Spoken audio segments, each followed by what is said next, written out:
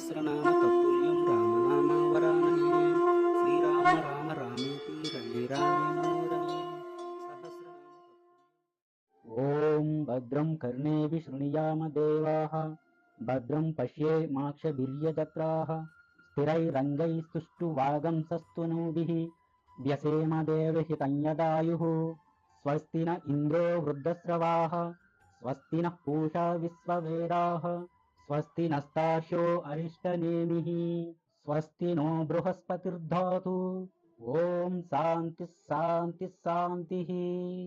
ఓం నమో భగవతే వాసుదేవాయ నమః. ఉపనిషద్ దర్శనం వచన పఠనం. అథర్వ వేదాంతర్గత ఉపనిషత్తులలో 8వది నారద పరివ్రాజకోపనిషత్. శ్లోకం: పారివ్రాజ్య ధర్మ పోగాలంకార యత్ ప్రబోధతః దశ ప్రణవ లక్ష్యార్థం యాంతి తుం రామమాశ్రయే. ప్రథమోపదేశః. ఈ నారద పరివ్రాజకోపనిషత్ అనేది 1 పరివ్రాజక, 2 త్రిశికి, 3 బ్రాహ్మణ, 4 సీత, 5 చూడ, 6 నిర్వాణ, 7 మండల, 8 శరభ, 9 స్కంద, 10 మహానారాయణ, 11 అద్వయ అనే ఉపనిషత్తుల సారం. పూర్వం ఒకప్పుడు పరివ్రాజకుడైన నారద మహర్షి అన్ని లోకాల్లో సంచారం చేస్తూ దారిలో కనిపించిన తీర్థాల్ని, క్షేత్రాల్ని దర్శించి వాటన్నిటినీ పుణ్యక్షేత్రాలుగా, పుణ్యతీర్థాలుగా చేశాడు. అలా సంచరిస్తున్న మహర్షి చిత్తశుద్ధిని పొంది నిర్వికారుడు, శాంతుడు, దాంతుడు, ఇంద్రియ నిగ్రహం కలవాడుగా మారిపోయాడు. అలా అంతటా వైరాగ్యాన్ని చూపుతూ స్వస్వరూపానందాన్ని అనుసంధించాడు. ఒకనాడాయన ఎంతోమంది మహర్షులతో నిండిన పవిత్ర నైమిసారణ్య క్షేత్రానికి వెళ్ళాడు. అక్కడి మహర్షులందరికీ వైరాగ్య బోధలు చేస్తూ సరిగమాది సప్తస్వరాలతో ప్రాపంచిక విషయాల గురించి చెప్పకుండా వారికి కేవలం నివృత్తి మార్గాల గురించి మాత్రమే చెబుతూ హరికథా కలాపాలు చేస్తూ అక్కడున్న స్థావర జంగమాల్ని, భగవద్భక్తి స్వరూపులైన మానవుల్ని, మృగాల్ని, కింపురుషాది దేవతల్ని, అప్సర గణాల్ని అనుసంధింపజేస్తున్నాడు. తమ సన్నిధికి వచ్చిన నారద మహర్షిని చూసి అక్కడున్న సౌనికాది మహర్షులు ఎదురు వెళ్ళి ఆర్ఘ్యపాద్యాలు సమర్పించి ఆయన్ని ఘనంగా సత్కరించారు. ఆ మహర్షులంతా అప్పుడు 12 సంవత్సరాలు నడిచే సత్రయాగ దీక్షలో ఉన్నారు. వారంతా వేదశాస్త్రాల్ని పఠనం, అధ్యయనం చేయటంలో ఎంతో సమర్థులు, సర్వజ్ఞులు, తపోనిష్ఠులు, జ్ఞాన వైరాగ్య సంపన్నులు. నారద మహర్షిని వారంతా ఒక ఆసనం మీద కూర్చోబెట్టారు. ఆయన సుఖంగా కూర్చున్న తర్వాత భక్తితో ఇలా ప్రశ్నించారు: మహాత్మా, బ్రహ్మపుత్ర, ఏ సాధన చేస్తే మాకు మోక్షం లభిస్తుందో తెలియజేయండి అని వారికి నారదుడు ఇలా సమాధానం చెప్పడం ప్రారంభించాడు. మహర్షులారా, మంచి వంశంలో పుట్టినవాడు, శాస్త్రోక్తంగా ఉపనయనం చేసుకున్నవాడు, ఉపనయనాది 44 సంస్కారాలు పొందినవాడు, తనకు ప్రీతిపాత్రుడైన గురువు సన్నిధిలో సకల విద్యల్ని, వేదాల్ని అభ్యసించినవాడు, 12 సంవత్సరాల పాటు గురుకులంలో ఉంటూ గురువుకి సేవలు చేసినవాడు, 25 సంవత్సరాల వరకు బ్రహ్మచర్య దీక్ష వహించిన ఆ తరువాతే గృహస్థాశ్రమాన్ని స్వీకరించినవాడు, తరువాత వానప్రస్థాశ్రమంలో కూడా తన గురువు బోధ ప్రకారం జీవితాన్ని గడిపినవాడు, 4 రకాల బ్రహ్మచర్యాన్ని, 6 విధాల గార్హస్థ్యాన్ని, 4 విధాల వానప్రస్థ ధర్మాల్ని అభ్యసించినవాడు, 4 రకాల సాధనా విధానాలని తెలిసినవాడు, సంసార సుఖాల్ని మనస వాచ కర్మణ తిరస్కరించినవాడు, ఆశలు వదిలేసినవాడు, ఏషణ త్రయాల మీద కోరిక లేనివాడు, శత్రువులు లేనివాడు, శాంతుడు, దాంతుడు అయిన సన్యాసి, పరమహంస ఆశ్రమాన్ని స్వీకరించి చ్యుతిరహితమైన స్వస్వరూప ధ్యానంలో తన శరీరాన్ని త్యాగం చేసినవాడు మోక్షాన్ని పొందుతారు. ద్వితీయోపదేశః. ఆ ఉపదేశం విన్న మహర్షులు తిరిగి నారదుడితో, ఓ భగవంత, మాకు సన్యాస విధి గురించి బోధించండి అని ప్రార్థించారు. నారదులు వారు చెబుతున్నాడు: మహర్షులారా, ఇది నేను చెప్పాల్సింది కాదు, నా తండ్రి బ్రహ్మదేవులు వారే చెప్పవలసిన విషయం, వారితోనే మీకు చెప్పిస్తాను అని చెప్పి వారు చేసే యాగం పూర్తయిన తరువాత ఆ మునులందరినీ వెంటబెట్టుకుని బ్రహ్మలోకానికి వెళ్ళాడు. అక్కడ కొలువై ఉన్న చతుర్ముఖ బ్రహ్మని మునులందరితో కలిసి నమస్కరించి ఇలా స్తుతించి ప్రార్థించాడు: స్వామి, నీవే గురువువి, నీవే తండ్రివి, సకల విద్యా రహస్యాలు తెలిసినవాడివి, సర్వజ్ఞుడివి. నా కోసం మీరొక రహస్యాన్ని చెప్పాలి. అదేమిటంటే పరివ్రాజకుడి అనగా సన్యాసి స్వరూపం. అతడు ఆచరించాల్సిన ధర్మాలు వీటి గురించి చెప్పండి అని కోరాడు. ఈ విధంగా నారదుడి చేత కోరబడ్డ బ్రహ్మదేవుడు తన ముందు నిలిచిన మునీశ్వరులందరినీ చూసి సంసార బాధా నివృత్తిని తెలియజెప్పటం కోసం కొద్దిసేపు సమాధి స్థితిలో ఉండి కళ్ళు తెరిచి వారికి ఇలా చెప్పటం ప్రారంభించాడు. కుమార, పూర్వం నిరతిశయాకారంతో ఆవిర్భవించిన విరాట్ పురుషుడి నుంచి పురుష సూక్తం, ఉపనిషత్తులు, వాటి రహస్యాలు బోధించబడ్డాయి. ఆ రహస్యాలను నీకోసం విపులంగా బోధిస్తున్నాను. ఆ విధానమంతా చాలా రహస్యం. సావధాన చిత్తంతో దాన్ని శ్రద్ధగా శ్రవణం చేయి. నారద, ఉపనయనం కానివాడు శాస్త్రోక్తంగా ఉపనయనం చేసుకున్న తర్వాత మంచి వంశంలో పుట్టినవాడు, తల్లిదండ్రులకు విధేయుడిగా ఉన్నవాడు అయిన ఆ ఉపనీతుడు తన తండ్రి దగ్గర కాకుండా మరొక సద్గురువుని ఆశ్రయించాలి. ఆ సద్గురువు కూడా మంచి వంశంలో పుట్టినవాడు, మంచి సాంప్రదాయాన్ని పాటించేవాడు, శ్రద్ధ కలిగినవాడు, శ్రోత్రియుడు, శాస్త్రం మీద ప్రీతి కలిగినవాడు, సద్గుణవంతుడు, కపటం లేనివాడు అయి ఉండాలి. ఉపనీతుడు అలాంటి సద్గురువుకి నమస్కరించి ఆయన్ని సేవించి తన ఇష్టాన్ని తెలియజేసి 12 సంవత్సరాలు గురుకులంలో గురుసేవ చేస్తూ సమస్త శాస్త్రాలని క్షుణ్ణంగా అభ్యసించాలి. ఆ తరువాత గురువుగారి అనుమతితో 25 సంవత్సరాల వయసు వచ్చే వరకు గురుకులంలోనే నివసించి ఆపై గురువు అనుమతితో గృహస్థాశ్రమంలోకి అడుగు పెట్టాలి. గృహస్థిగా అతడు శాస్త్ర విరుద్ధమైన కర్మల్ని విడిచిపెట్టి ధార్మికమైన కర్మల్ని ఆచరిస్తూ వంశాభివృద్ధి కోసం ఒక పుత్రుణ్ణి పొందాలి. ఆ తరువాత 25 సంవత్సరాల పాటు జలస్పర్శన పూర్వకంగా 3 సంధ్యాకాలాల్లో స్నానం చేస్తూ మూడో వయసు అనగా 50 లేదా 75 సంవత్సరాల కాలాన్ని పూర్తి చేయాలి. ఆ తరువాత ఒక్కపూట మాత్రమే భోజనం చేస్తూ ఏకాకిగా అరణ్యంలో సంచరించాలి. జనసమూహం లేని అరణ్యంలో ఒక పర్ణశాల నిర్మించుకొని ఉత్తమమైన కర్మల్ని ఆచరించాలి. ఇహపర సుఖాలతో తాను చూసిన అన్ని విషయాల మీద ఆశని వదిలిపెట్టాలి. 40 రకాల సంస్కారాలు చేసి చివరికి అన్నిటి మీద విరక్తిని పెంచుకొని చిత్తశుద్ధి పొంది ఆశ, అసూయ, అహంకారాలని దహించేయాలి. ఈ విధంగా చేసినవాడు సాధనా చతుష్టయ సంపదలో సన్యాసం స్వీకరించడానికి తగినవాడవుతాడు. అరణ్యాలలో పర్ణశాల కట్టుకొని ఏకాకిగా జీవించటం అంటే నాటి కాలానికి చెందిన వానప్రస్థాశ్రమంలో జరిగేవి. నేటి కాలానికి వ్యామోహాల మీద విషయ చింతనను వదిలివేయటమే వానప్రస్థాశ్రమంగా భావించాలి. ఇదంతా విన్న నారదుడు తిరిగి బ్రహ్మని ఇలా అడిగాడు. తండ్రి, సన్యాసానికి అర్హత సంపాదించటానికి ఏం చేయాలి? సన్యాసానికి అధికారులు ఎవరు? వారికి ఎలాంటి లక్షణాలు ఉండాలి అని బ్రహ్మ చెబుతున్నాడు. నారద, ముందు నీకు సన్యాసానికి యోగ్యుడెవరో చెప్పి ఆ తరువాత సన్యాస విధి గురించి చెబుతాను. సావధాన చిత్తంతో విను. 1 నపుంసకుడు, 2 భ్రష్టుడు, 3 అంగవికలుడు, 4 స్త్రీ సంపర్కం కలిగినవాడు, 5 చెవిటివాడు, 6 బాలుడు, 7 మూగవాడు, 8 నాస్తికుడు, 9 శంఖచక్రాలు వేయించుకున్నవాడు, 10 జీవనోపాధి కోసం సన్యాసించాలనుకునేవాడు, 11 వైఖానసుడు, 12 శివార్చకుడు, 13 ధనం కోసం వేదాధ్యయనం చేయించేవాడు, 14 కుష్ఠరోగి, 15 అగ్నిహోత్రం చేయనివాడు. ఇలాంటి వారంతా తమకు వైరాగ్య భావం ఉన్నప్పటికీ సన్యాస స్వీకారానికి యోగ్యులు కారు. కేవలం సాధనా చతుష్టయ సంపద కలిగిన వాడే పరమహంస పదవికి, సన్యాసానికి అధికారి అవుతాడు. పరివ్రాజ అనగా పరివ్రాట్ అంటే ఈ సమస్తాన్ని విడిచిపెట్టినవాడు.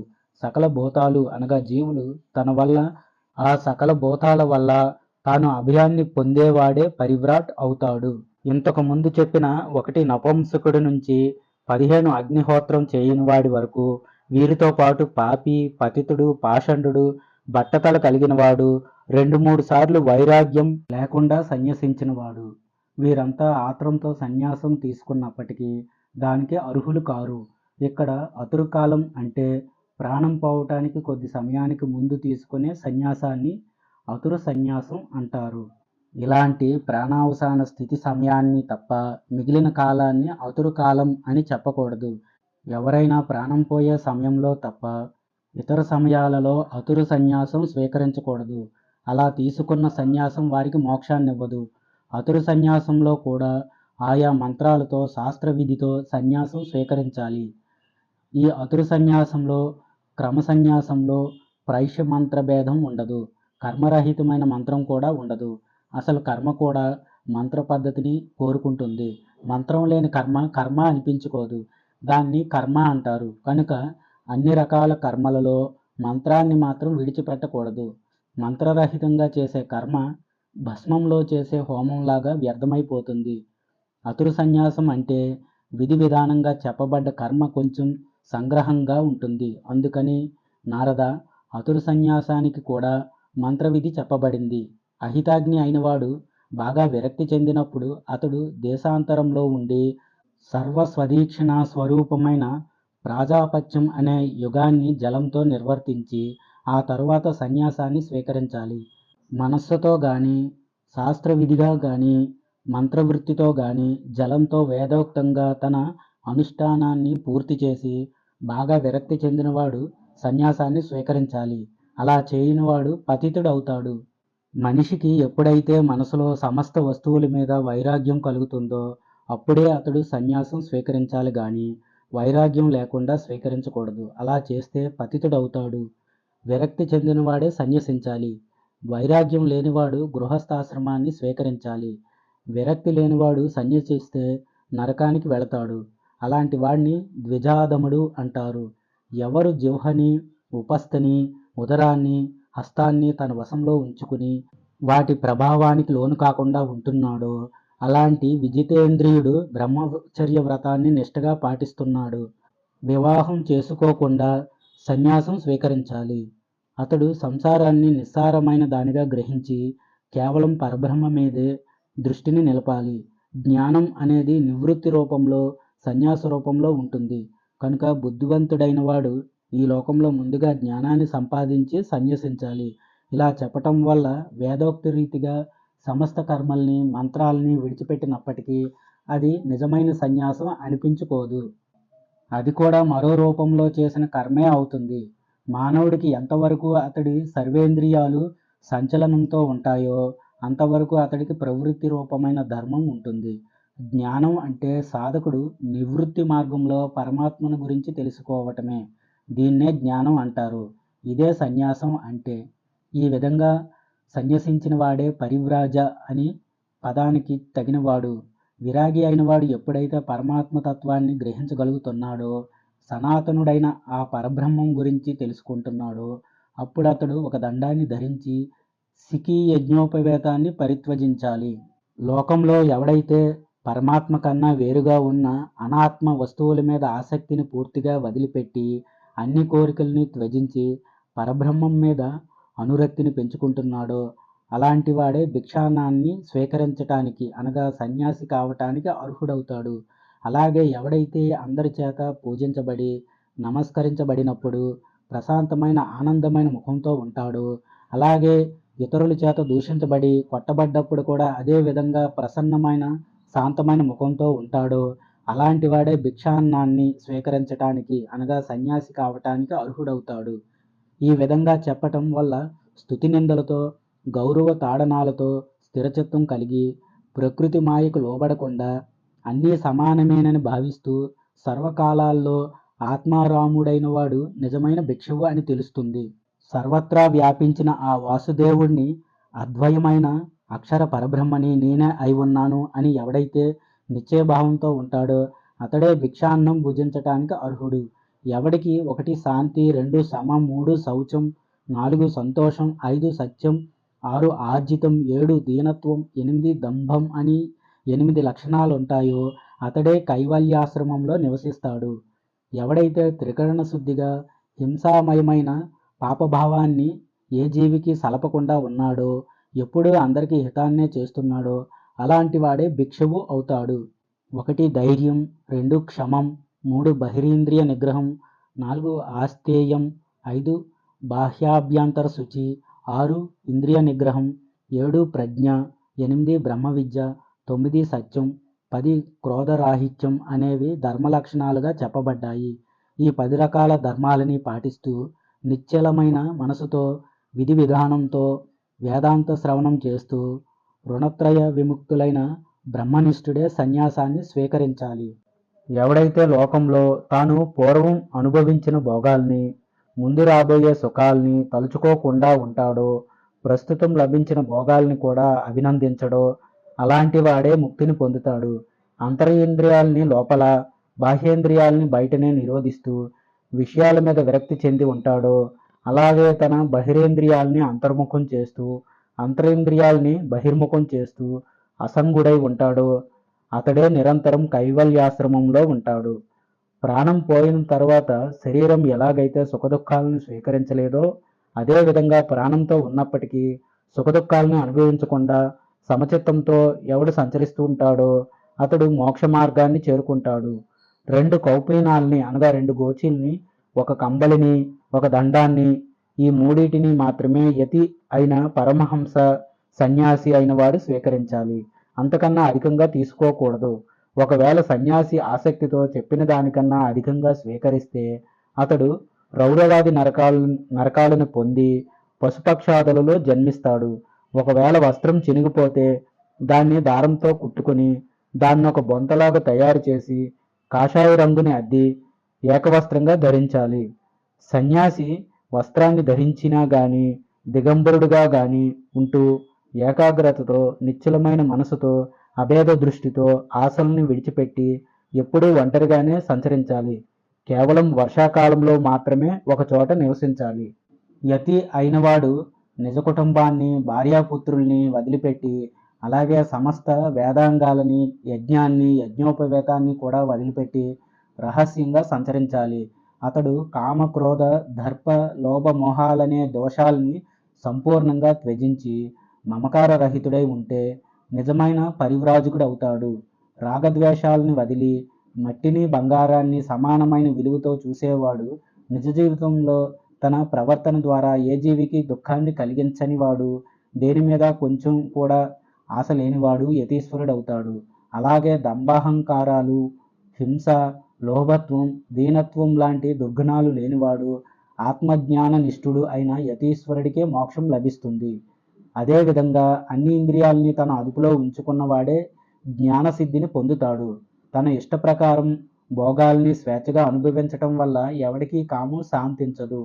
హోమద్రవ్యాలు వేస్తే అగ్ని ఇంకా ప్రజ్వరిల్లిన విధంగా కామం కూడా విషయానుభవాల వల్ల వృద్ధి చెందుతుందే కానీ శాంతించదు. అయితే హోమకుండంలో అగ్ని ప్రజ్వరిల్లుతున్నప్పుడు సమిధులు వేస్తే కొంతసేపు అగ్ని శమించినట్టు కనిపించినా తిరిగి అది మరింత అధికంగా ప్రజ్వరిల్లుతుంది.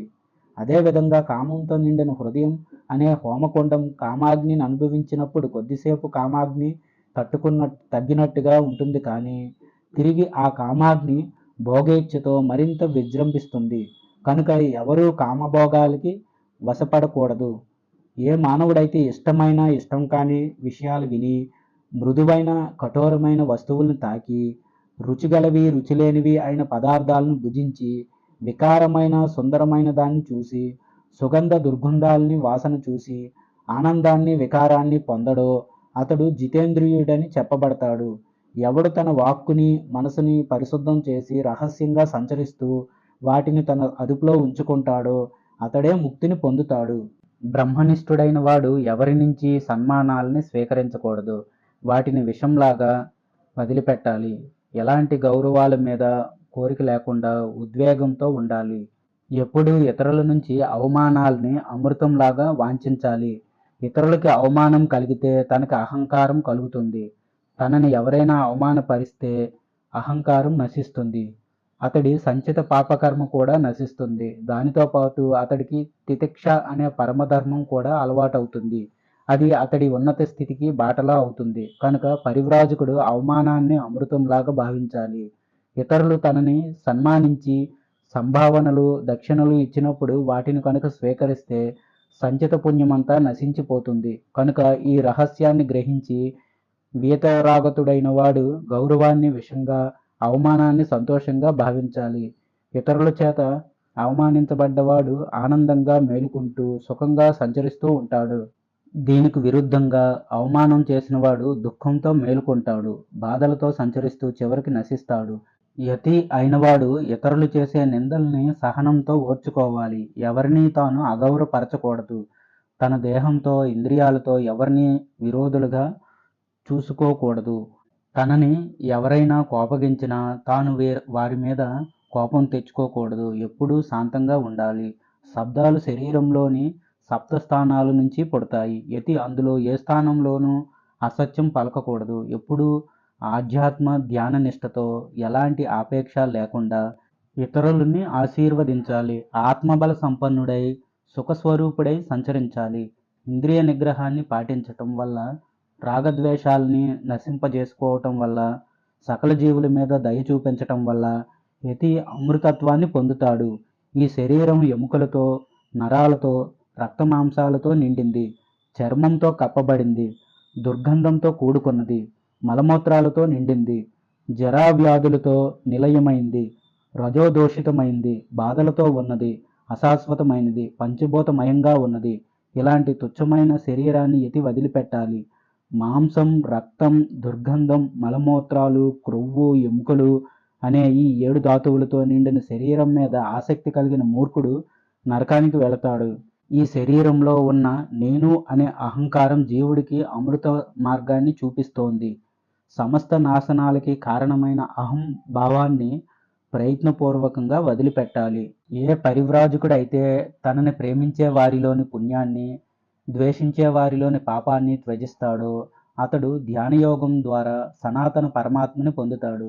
తనని ప్రేమించేవారు చేసే స్తుతి వల్ల కలిగే పుణ్యం, అలాగే తనని ద్వేషించేవారు చేసే నింద వల్ల వచ్చే పాపం రెండూ నశిస్తాయి. ఈ విధంగా యతికి తన సంచిత పుణ్యపాపాలు నశించిపోగా అతడు పరిశుద్ధుడై మోక్షానికి అర్హుడవుతాడు. నిదానంగా సమస్త బంధాలని, సుఖదుఖాలు, లాభ నష్ట శీతోష్ణాలని వదిలిపెట్టి పరమాత్మలోనే నివసిస్తుంటాడు. యతి ఎప్పుడూ ఒంటరిగానే సంచరించాలి. ఎవరి సహకారం అర్థించకూడదు. ఇలా ఉండేవాడే సిద్ధి పొందుతాడు. ఒక్కడిగా సంచరించేవాడికి జ్ఞానసిద్ధి లభిస్తుంది. భిక్షాన్నం కోసం ఒక కపాలం, నివాసం కోసం ఒక చెట్టు మొదలు, శరీరం ఆచ్ఛాదనం కోసం నిర్మలమైన ఒక వస్త్రఖండం, వీటిని మాత్రమే స్వీకరించి ఎలాంటి ఆపేక్ష లేకుండా అన్ని ప్రాణుల మీద సమాన బుద్ధితో ఎవడు ఉంటాడో అతడే జీవన్ముక్తుడు. సర్వభూతహితుడై శాంతంతో త్రిదండాన్ని, కమండలాన్ని ధరించి నిత్యం పరబ్రహ్మలో రమించేవాడు సన్యాసం స్వీకరించి భిక్ష కోసం గ్రామాలలోకి ప్రవేశించాలి.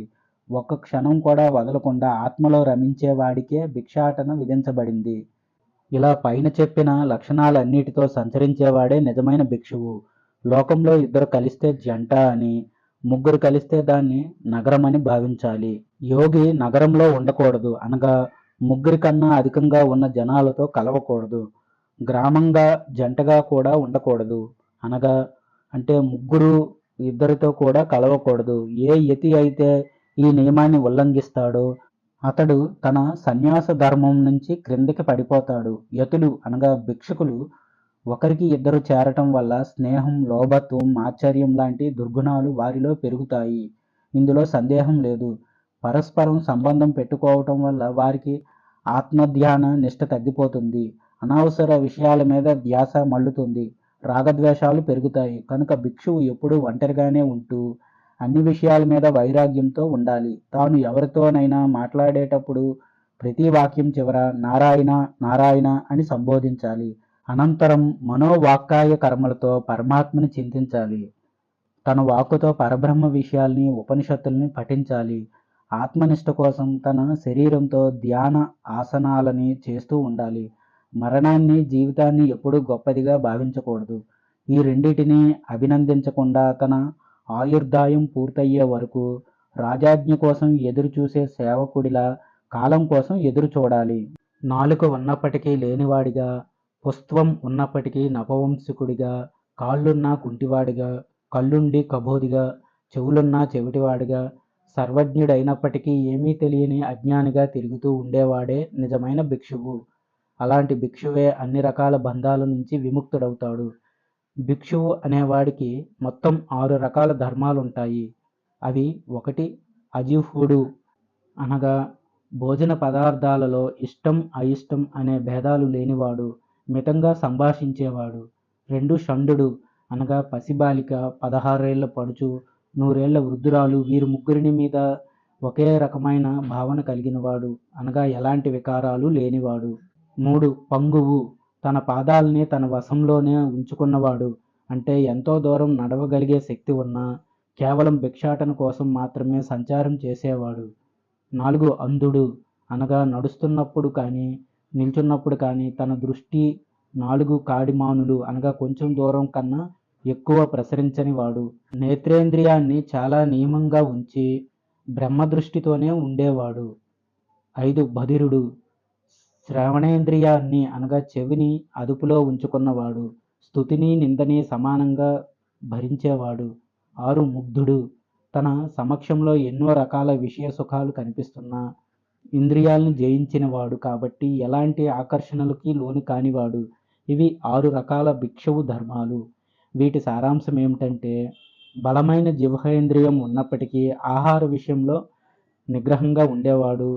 శరీర సౌందర్యం పురుషత్వం ఉన్నప్పటికీ నపుంసకుడిగా మెలిగేవాడు. బలమైన పాదాలు ఉన్నప్పటికీ కుంటివాడిలా పాదాలను ఎక్కువ ఉపయోగించనివాడు. నేత్రేంద్రియం బాగా పనిచేస్తున్నప్పటికీ కళ్ళని ఎక్కువగా ఉపయోగించనివాడు. గొప్ప శ్రవణేంద్రియం ఉన్నప్పటికీ దాన్ని ఎక్కువ ఉపయోగించకుండా చెవిటివాడిలా ఉండేవాడు. సర్వజ్ఞుడు అయినప్పటికీ పిచ్చివాడిలా తిరిగేవాడు అని. యతి అయినవాడు 1 నటుల్ని నాట్యాన్ని చూడటం, 2 జోదం, 3 కామవాంఛ కలిగిన స్త్రీలతో స్నేహం, 4 భక్ష్యాలు, 5 భోజ్యాలు, 6 రాజస్వల స్త్రీ దర్శనం అనే అనుభవాలను పొందకూడదు. ఈ 6 రకాల విషయాలు బంధనాలకి కారణాలవుతాయి కనుక వీటిని పరిత్యజించాలి. అలాగే రాగ ద్వేష మదమోహాదుల్ని మనసులో కూడా యతి సంకల్పించకూడదు. అలాగే 1 మంచం, 2 తెల్లటి వస్త్రం, 3 శృంగార కథలను వినటం, 4 చంచలంగా ప్రవర్తించటం, 5 పగటిపూట నిద్ర, 6 దూర ప్రయాణాలు, ఈ 6 రకాల సుఖాలు యతి పతనం కావటానికి హేతువులు కనుక వీటిని విడిచిపెట్టాలి. నిరంతరం బ్రహ్మచింతన చేస్తూ సుదూర యాత్రల్ని త్యజించాలి. మోక్షాన్ని ప్రసాదించే ఉపనిషద్ విద్యని నిరంతరం అభ్యసించాలి. యతి తీర్థయాత్రల్ని చేయకూడదు. ఉపవాస దీక్షలు అతనికి పనికిరావు. నిజమైన ధ్యానాన్ని వదిలిపెట్టి అధ్యయనం చేయకూడదు. కేవలం వ్యాఖ్యానం చేయటం తగదు. ఆ వ్యాఖ్యానాలు ఇతరులు వాదించటానికి అవకాశం ఇస్తాయి. కేవలం అధ్యయనం చేయటం, భాష్యాల్ని పఠించటం శాస్త్ర పరిజ్ఞానాన్ని పెంచుతుంది. జ్ఞానం కన్నా అవతలిదైన బ్రహ్మచింతన కన్నా వేదాంత గ్రంథాలని పఠించటం చాలా స్వల్పమైన సాధన అవుతుంది. యతి ఎల్లప్పుడూ పాపరహితమైన కపటం లేని మూర్ఖత్వం లేని పరిశుద్ధమైన జీవితాన్నే గడపాలి. తాబేలు ఏ విధంగానైతే తన అవయవాల్ని అవసరమైనప్పుడు లోపలికి తీసుకుంటుందో అదేవిధంగా యతీశ్వరుడు కూడా తన ఇంద్రియాల్ని తన వశంలో ఉంచుకొని లోపలికి తీసుకోగలగాలి. ఇంద్రియాల్ని మనోవృత్తుల్ని నశింపజేయాలి. దేని మీద ప్రత్యేకమైన ఆసక్తి లేకుండా, ఎవరి దగ్గర పరిగ్రహం చేయకుండా, సుఖదుఖాది ద్వంద్వాలకి వశం కాకుండా, ఇతరులు చేసే నమస్కారాలకి పొంగిపోకుండా, వారిని ఆశీర్వదించాలనే కాంక్ష లేకుండా, అహంకార మమకారాల్ని వదిలిపెట్టి ఆశలు త్యజించి ఏకాంతంగా నివసించే యతీశ్వరుడే సకల బంధాల నుంచి విముక్తి పొందుతాడు. ఇందుకు సందేహం ఏమాత్రం లేదు. ఇంకా ఎవడు సన్యాసం తీసుకోవచ్చునంటే అప్రమత్తంగా ఉంటూ కర్మ భక్తి జ్ఞానం సమన్వితుడై స్వతంత్రుడై వైరాగ్యాన్ని పెంచుకున్నవాడైన బ్రహ్మచారి గాని గృహస్థుడు గాని వానప్రస్థుడు గాని సన్యసించవచ్చు. సన్యాస విధిలో క్రమమైన విధానం ఏమిటంటే, ముందుగా బ్రహ్మచర్యాన్ని పూర్తి చేసుకొని తర్వాత గృహస్థుడు కావాలి. ఆ తర్వాత వానప్రస్థాన్ని, ఆ తర్వాత సన్యాసాశ్రమాన్ని స్వీకరించాలి. ఇది క్రమం. ఇలా కాక పరిపూర్ణమైన వైరాగ్యం గనుక ఉంటే సరాసరి బ్రహ్మచర్యం నుంచే సన్యాసాన్ని స్వీకరించవచ్చు.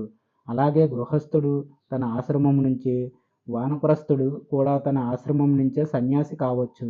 వ్రతాలు చేసినవాడు, చేయనివాడు, స్నాతకుడు కానివాడు, అగ్నికార్యం పూర్తి చేసినవాడు, చేయనివాడు ఎవరైనా ఎప్పుడైనా సరే వైరాగ్యం కలిగితే చాలు, అప్పుడే సన్యసించవచ్చు.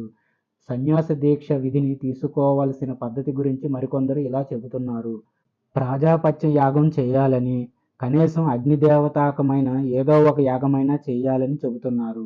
ఎందుకంటే అగ్ని ప్రాణం. ఆ ఆగ్నేయ యజ్ఞం వల్లనే ప్రాణం కలిగిన వాడవుతున్నాడు. అందుకే త్రిధాతు సంబంధమైన యాగాన్ని చేయాలి, అనగా త్రితాగ్నుల్ని పేల్చాలి. ఇక్కడ సత్వరజస్తమో గుణాలు త్రిధాతువులుగా చెబుతారు. యతి కావాలనుకున్నవాడు ఈ 3 గుణాల్ని అగ్నిలో హవనం చేయాలి. అయంతే యోనిహి అన్న మంత్రం మొదలు రయం వరకు ఉన్న మంత్రాలతో అగ్నిని ఆవాహన చేయాలి. ఏషవ అనే మంత్రం నుంచి గచ్చస్వాత అనే మంత్రం వరకు ఉన్న మంత్రాలతో ఆహ్వనీయాగ్ని నుంచి అగ్నిని తీసుకొని అయంతే అనే మంత్రాన్ని చదువుతూ పూర్వంలాగానే తిరిగి అగ్నిని ఆవాహన చేయాలి.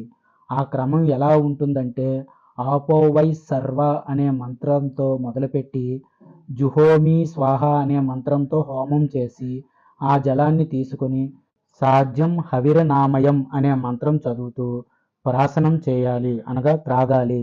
తరువాత తన శిఖ, యజ్ఞోపవేతాల్ని, తండ్రిని, కుమారుణ్ణి, భార్యని, కర్మ, అధ్యయనాల్ని, ఇతర మంత్రాల్ని విడిచిపెట్టి ధాతుత్రయానికి సంబంధించిన మోక్ష మంత్రాలతో సన్యాసాన్ని స్వీకరించాలి. శాస్త్రం ప్రకారం సన్యాసి కేవలం పరమాత్మ అనగా పరబ్రహ్మను మాత్రమే ఉపాసించాలి అని బ్రహ్మదేవుడు చెప్పాడు. అది విన్న తర్వాత నారద మహర్షి తిరిగి ఆయన్ని, తండ్రి, యజ్ఞోపవేతం లేనివాడు బ్రాహ్మణుడు ఎలా అవుతాడు అని ప్రశ్నించాడు.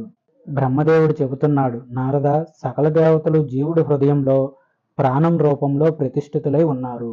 పండితులైన వారు హృదయంలో ఉన్న ప్రాణాన్ని జ్యోతి రూపంలో దర్శిస్తున్నారు. బ్రహ్మజ్ఞానం పొందినవాడు శిఖను, బహిర్గతంగా ఉన్న యజ్ఞోపవేతాన్ని కూడా తీసేయాలి. ఇక్కడ అక్షర బ్రహ్మమే సూత్రం కనుక సన్యాసి ఆ పరబ్రహ్మమనే సూత్రాన్నే స్వీకరించాలి. సృష్టితోని అన్ని పదార్థాలలో సూక్ష్మరూపంలో ఉండి సర్వాన్ని సూచిస్తూ ఉంటాడు కనుక ఆ సర్వాంతర్యామినే సూత్రం అంటారు. ఇక్కడ సూత్రం అంటే ఆ పరబ్రహ్మమే. ఇలా యథార్థ పరమపద బ్రహ్మను సూత్రంగా ఎవడు తెలుసుకుంటాడో అతడే బ్రహ్మజ్ఞాన సంపన్నుడు. సూత్రంలో మనులులాగా పరమాత్మ అనే సూత్రంలో భూతాలన్నీ మనుల్లాగా గుచ్చబడి ఉన్నాయి. అలాంటి పరబ్రహ్మ రూప సూత్రాన్ని ధరించిన యోగి యోగ విదితుడవుతాడు. కనుక సన్యాసి బ్రహ్మసూత్రాన్ని అనగా యజ్ఞోపవేతాన్ని త్యజించాలి. ఎవడు పరమాత్మ భావం అనే సూత్రాన్ని ధరిస్తున్నాడో అతడే చైతన్యవంతుడు. ఇలాంటి బ్రహ్మసూత్రాన్ని ధరించిన వాడు ఎంగిలి భోజనం చేసిన అశుచి కాడు. జ్ఞాన సూత్రం కలిగిన వారికి బ్రహ్మసూత్రం అంతర్గతంగా ఉంటుంది. ఇలాంటి వారే నిజమైన యజ్ఞోపవేతాన్ని ధరించినట్టు. ఇలా జ్ఞాన యజ్ఞోపవేతం ధరించిన వారికి వారి జ్ఞానమే శిఖ, అదే వారి అనుష్ఠానం. పరమాత్మ అయిన అగ్నికి ఏ విధంగా జ్వాలాశిఖ ఉంటుందో జ్ఞానికి కూడా అలాగే జ్ఞానశిఖ ఉంటుంది. అలాంటి వారికి బాహ్యంగా ఉండే శిఖ అనిపించుకోదు. ఈ విధంగా జ్ఞానాన్ని పొందినవాడే శిఖి అని పిలువబడతాడు. అతడే విద్యావేత్త అవుతాడు. ఇక మిగిలిన వారు కేవలం జుట్టును ధరించిన వారు మాత్రమే తప్ప జ్ఞానశిఖ కలిగిన వారు కాదు. బాహ్యశిఖ ఎవరికంటే అది కేవలం వైదిక కర్మానుష్ఠానం ఆచరించే బ్రాహ్మణాది వర్ణాల వారికి మాత్రమే. అలాగే యజ్ఞోపవేతం అనగా బాహ్య సూత్రం కూడా ఎవరికైతే జ్ఞానమే శిఖగా యజ్ఞోపవేతంగా ఉన్నదో అలాంటి వారి దగ్గరే సకల బ్రాహ్మణ ధర్మాలు ఉంటాయని బ్రహ్మ విధులు చెబుతారు.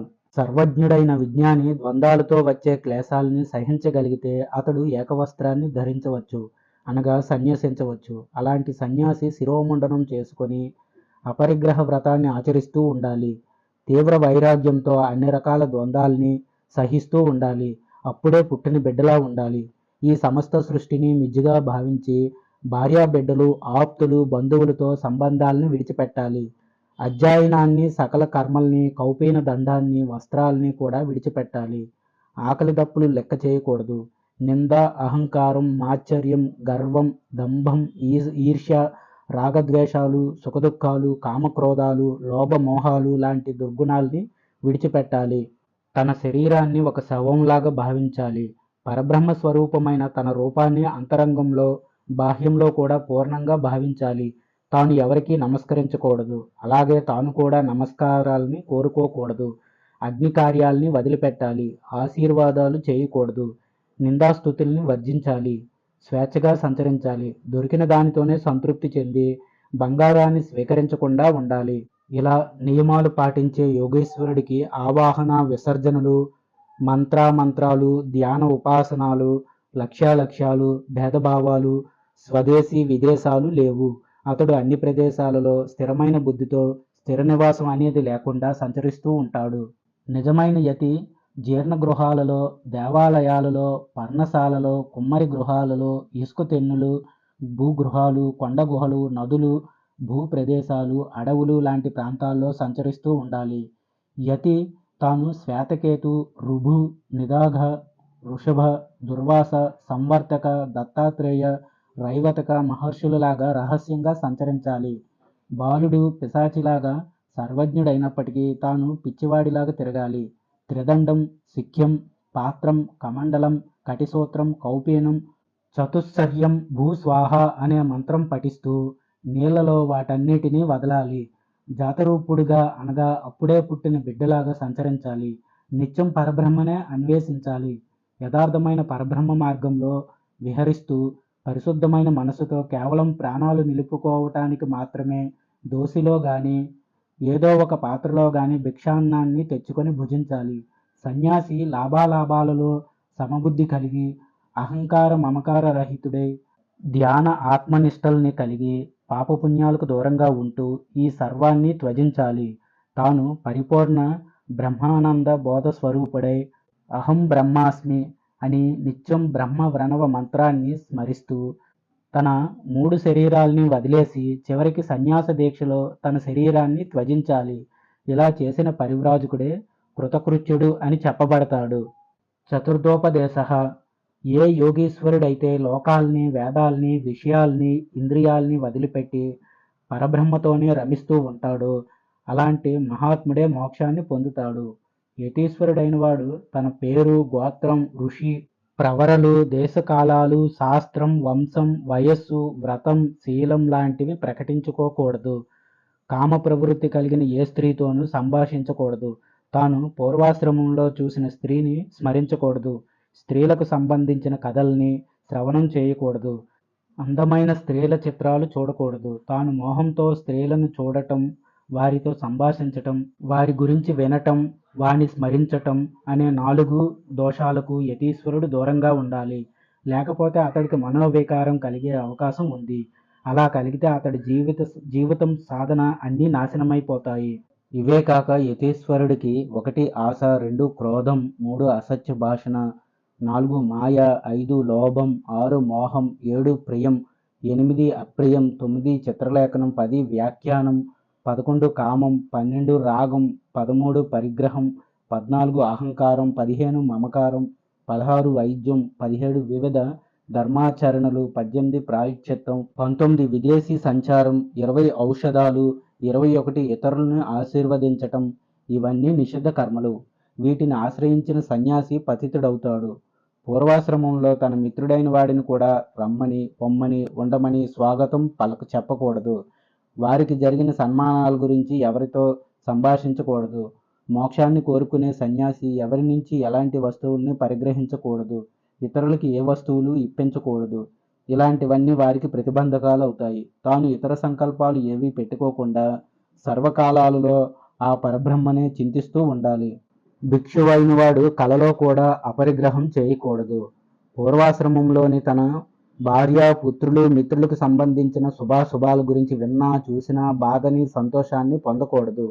భిక్షువైన ప్రతి ఒక్కడు 1 సత్యం, 2 అహింస, 3 దొంగతనం చేయకపోవటం, 4 ఇంద్రియ శుద్ధి, 5 స్థైర్యం, 6 ఆర్జవం, 7 స్నేహం లేకపోవటం, 8 గురు శుశ్రూష, 9 అపరిగ్రహం, 10 శ్రద్ధ, 11 సహనం, 12 దమం అనగా బాహ్య ఇంద్రియ నిగ్రహం, 13 సమం అనగా అంతరింద్రియ నిగ్రహం, 14 ఉదాసీన భావం, 15 ధైర్యం, 16 మధుర భావం, 17 తితీక్ష, 18 కరుణ, 19 లజ్జ, 20 శాస్త్రజ్ఞానం, 21 విజ్ఞానం, 22 యోగం, 23 మితభోజనం, 24 ధృతి అనేవి ఇలా 27 రకాల ధర్మాలని నిత్యం అనుష్ఠించాలి.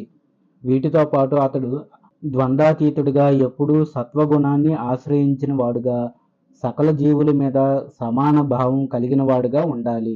తురీయావస్థ పొందిన పరమహంస సాక్షాత్తు శ్రీమన్నారాయణ స్వరూపుడు. అలాంటి యతీశ్వరుడు ఏదైనా గ్రామంలోనైతే 1 రోజు, నగరంలోనైతే 5 రోజులు మాత్రమే నివసించాలి. ఈ నియమాన్ని ఒక్క వర్షాకాలం తప్ప మిగిలిన అన్ని కాలాల్లో పాటించాలి. వర్షాకాలం 4 నెలలు మాత్రం ఒకే ప్రాంతంలో నివసించవచ్చు. యతీశ్వరుడు గ్రామంలో గనుక 1 రోజు కన్నా ఎక్కువ కాలం నివసిస్తే అక్కడ రాగద్వేషాలు ప్రబలుతాయి. దానివల్ల అతడికి నరకం ప్రాప్తిస్తుంది. అందుకని యతి గ్రామం బయట జనం లేని స్థలంలో తాత్కాలికంగా నివసించవచ్చు. యతి ఏకవస్త్రాన్ని ధరించి లేక దిగంబరుడుగానైనా ఉండవచ్చు. అయితే అతడు అభేద దృష్టితో నిరపేక్షకుడిగా ఉండాలి. తాను సత్పురుషుల మార్గంలో పరమాత్మను ధ్యానిస్తూ సంచరించాలి. నిరంతరం తాను ఆచరించాల్సిన ధర్మాన్ని పాటిస్తూ ఉండాలి. ఈ భూమి మొత్తం పరమాత్మ స్వరూపమేనని భావిస్తూ పర్యటించాలి. యతి రాత్రిపూట, మధ్యాహ్నం, సాయం, సంధ్యా కాలాల్లో తిరగకూడదు. అలాగే ఎవరూ లేని దుర్గమమైన, బాధాకరమైన ప్రదేశాల్లో కూడా సంచరించకూడదు. తన సంచారంలో భాగంగా గ్రామంలో ఒకరోజు, పురంలో 2 రోజులు, పట్టణంలో 3 రోజులు, నగరంలో 5 రోజులు నివాసం చేయవచ్చు. చాతుర్మాస్యం అనగా వర్షాకాలం 4 నెలలలో పవిత్రమైన జలం లభించే ప్రదేశంలో కదలకుండా ఒకే చోట నివసించవచ్చు. భిక్షువైన యతి సృష్టిలో ఉన్న సమస్త జీవుల్ని తనలాగానే దర్శించాలి. ఒక అంధుడిలాగా, వికలాంగుడిలా, చెవిటి, పిచ్చి, మూగవాడిలా సంచరించాలి. అతడు 3 పూటలా స్నానం చేయాలి. వీరిలో హంసలైన వారు ఒక పూట చేస్తే సరిపోతుంది. పరమహంసలైతే స్నానం చేయకపోయినా పర్వాలేదు. ఏకదండం ధరించే సన్యాసులు 1 మౌనం, 2 యోగాసనాలు, 3 ధ్యానం, 4 కష్టాల్ని సహించటం, 5 ఏకాంతంగా ఉండటం, 6 నిస్పృహ, 7 సమత్వ బుద్ధి అనే 7 ధర్మాలని గ్రహించాలి. పరమహంస స్థితి పొందిన సన్యాసి సాక్షాత్తు పరమాత్మ స్వరూపుడు కనుక ఆయన నిరంతరం పవిత్రంగా ఉంటాడు. అందుకే అలాంటి వారికి స్నాన భోజన నియమాలనేవి ఏవీ లేవు. అయినప్పటికీ వారు కూడా చిత్తవృత్తి నిశ్శేషంగా నశింపజేసుకోవాలి అనే ధర్మాన్ని పాటించాలి. లోకంలో చర్మం, మాంసం, రక్తం, నరాలు, మజ్జ, క్రొవ్వు, ఎముకలు మొదలైన వాటితో, మలమూత్రాలతో, మలినమైన శరీరంతో రమించే వాడికి క్రిములకి పెద్ద భేదం ఏముంటుంది? మాంసం, రక్తం, మలమూత్రాదులతో కూడుకున్న శరీరం మీద ఆసక్తి ఉన్న మానవుడు నరకం మీద ఆశ పెంచుకున్న వాడవుతున్నాడు. స్త్రీ మర్మస్థానానికి, తడిసిన నాడులతో నిండిన ప్రణవానికి అనగా ఓంకారానికి ఎలాంటి భేదం లేదు. అయినప్పటికీ మానవులు మోహావేశంతో, మనోభేదం వల్ల ఎప్పుడూ వంచబడుతున్నారు. 2గా చీలు ఉన్నది, అపానవాయువుతో రూషితమైనది అయిన చర్మఖండం అనగా యోనితో రమించేవాడికి వందనం. ఇంతకు మించిన సాహస కార్యం మరెక్కడుంది? ఆత్మజ్ఞాని అయినవాడు చేయాల్సిన కార్యం ఏదీ లేదు. నిజమైన బ్రహ్మజ్ఞానికి సన్యాసి వేషం కూడా అక్కర్లేదు. అతడు అహంకార మమకార వర్జితుడై, భయరహితుడై, శాంతుడు, ద్వంద్వాతీతుడై, వర్ణ నియమాలను కూడా విడిచిపెట్టి తన ఇష్టం వచ్చిన చోటకు తిరుగుతూ భుజిస్తూ ఉంటాడు. యతి అయినవాడు నిరంతరం ధ్యానపరుడై ఉండాలి. ధ్యానం చేసేవాడే బ్రహ్మతత్వాన్ని పొందటానికి అర్హుడు. యతి బాహ్య ప్రవర్తనలు సన్యాసానికి కారణం కాదు. అతడికున్న ఆత్మజ్ఞానమే సన్యాసానికి కారణం. మోక్షం పొందటానికి సన్యాసి చిహ్నాలు ధరించటం వ్యర్థం. ఇది సత్ అని, ఇది అసత్ అని, ఇది శాస్త్రం అని, ఇది శాస్త్రం కాదని, ఇది మంచి, ఇది చెడ్డది అని భేదాలు వదిలిపెట్టేవాడు ఎవడో అతడే ఆత్మజ్ఞాని. అందుకే బాహ్య చిహ్నాలన్నీ వదిలిపెట్టి ధర్మ ప్రవృత్తితో బ్రహ్మవృత్తిలోనే సదా వర్తిస్తూ నిగూఢంగా నిజధర్మాన్ని ఆశ్రయించిన వాడే బ్రహ్మజ్ఞాని. ఆ జ్ఞాని తన ప్రవర్తనని రహస్యంగా ఉంచుకొని తన మీద సందేహం కలిగేలా పిచ్చివాడిలాగా, గ్రుడ్డి మూగ చెవిటివాడిలాగా వర్ణాశ్రమ ధర్మాల్ని వదిలిపెట్టి సంచరించాలి. కాలాంతరంలో అలాంటి యతిని చూసి దేవతలు కూడా గౌరవిస్తారు. ప్రకృతి రాహిత్యం వల్ల అలాంటి యతికి మోక్షం కూడా లభిస్తుంది. ఆ తరువాత నారద మహర్షి బ్రహ్మతో, తండ్రి, సన్యాస విధిని గురించి నాకు బోధించండి అని కోరాడు. బ్రహ్మ చెబుతున్నాడు, నారద, ఆ తుర సన్యాసానికి గాని, క్రమ సన్యాసానికి గాని, తుర్యాశ్రమాన్ని స్వీకరించటానికి గాని కృత్యవ్రత ప్రాయశ్చిత్తాలు 8 రకాల శ్రాద్ధాలు చేయాలి. అవి 1 దేవ, 2 ఋషి, 3 దివ్య, 4 మనుష్య, 5 భూత, 6 పిత్ర, 7 మాత్ర, 8 ఆత్మ అనే 8 శ్రాద్ధాలు చేయాలి. ముందుగా 1 దేవ శ్రాద్ధం. దీనిలో దేవర్షులనే పేరు కలిగిన విశ్వేదేవతల్ని, బ్రహ్మ, విష్ణు, మహేశ్వరుల్ని. 2 ఋషి శ్రాద్ధం. ఇందులో దివ్య ఋషులు, మానవ, క్షత్రియ ఋషుల్ని. 3 దివ్య శ్రాద్ధం. ఇందులో వసు రుద్ర ఆదిత్యుల్ని, 4 మనుష్య శ్రాద్ధం. ఇందులో సనక సనందన సనత్కుమార సనత్జాతుల్ని, 5 భూత శ్రాద్ధం. ఇందులో పంచమహాభూతాలను, 6 పితృశ్రాద్ధం. ఇందులో 3 తరాల వారిని, తన తండ్రి, అతడి తండ్రి, అతడి తండ్రిని. 7 మాతృశ్రాద్ధంలో తల్లిని, తండ్రి తల్లిని, తాత తల్లిని. 8 ఆత్మశ్రాద్ధం. ఇందులో తనను తనతో పాటు తండ్రిని, తాతని స్మరించి క్రమ పద్ధతిలో వీరందరికీ శ్రాద్ధం పెట్టాలి. తన తండ్రి జీవించి ఉంటే ఆయన్ని విడిచి తనని, తన తాతని, ఆ తాత తండ్రిని అనగా ముత్తాతను స్మరించి శ్రాద్ధం పెట్టాలి. ఇలా పెట్టే 8 రకాల శ్రాద్ధాలలో ఒక్కో శ్రాద్ధానికి ఇద్దరిద్దరు వంతున బ్రాహ్మణుల్ని పిలిచి వారిని పూజించాలి. సన్యాస స్వీకార విధిలో భాగంగా చేసే యజ్ఞంలో ఒక్కరోజు పూర్తి చేసే యజ్ఞాన్ని ఏకాధ్వరం అని, 8 రోజుల్లో పూర్తి చేసే యజ్ఞాన్ని అష్టాధ్వరం అని చెబుతారు. ఏకాధ్వర కార్యంలో గాని, అష్టాధ్వర కార్యంలో గాని తన శాఖకు సంబంధించిన మంత్రాలతోనే ఈ అష్ట శ్రాద్ధాలను చేయాలి. ఈ 8 రకాల శ్రాద్ధాలని విడివిడిగా 8 రోజుల పాటు వరుసగా చేయవచ్చు, లేక ఒకే రోజులో అన్ని శ్రాద్ధాలని చేయవచ్చు. వీటిని పితృయజ్ఞం చేసే విధానం లాగానే బ్రాహ్మణులను పూజించి వారి భోజనం పూర్తయ్యే వరకు శాస్త్ర ప్రకారంగా కర్మని నిర్వహించి పిండ ప్రదానం చేసి ఆ విప్రులకి దక్షిణ తాంబూలాలు సమర్పించి సంతోషంగా సాగనంపాలి. ఆ తరువాత మిగిలిన కర్మలను చేయటం కోసం తల మీద 7 వెంట్రుకలను మాత్రం వదిలి తల, మీసం, గడ్డం క్షవరం చేయించుకోవాలి. ఇలా 7 కేశాలను వదిలి చంకలో మర్మస్థానంలో ఉన్న కేశాలను విడిచి శిరస్సుని క్షవరం చేయించుకోవాలి. ఆ రోజు సాయంత్రం సంధ్యావందనం చేసి 1000 సార్లు గాయత్రి మంత్రాన్ని జపించి బ్రహ్మయజ్ఞాన్ని ఆచరించాలి. తనకి సమీపంలో ఉన్న అగ్నిలో తన వేదశాఖని విడిచిపెట్టాలి. తరువాత వేదోక్త ప్రకారం ఆద్య భాగం వరకు ఉన్న మంత్రాలతో ఆద్య హోమం చేయాలి.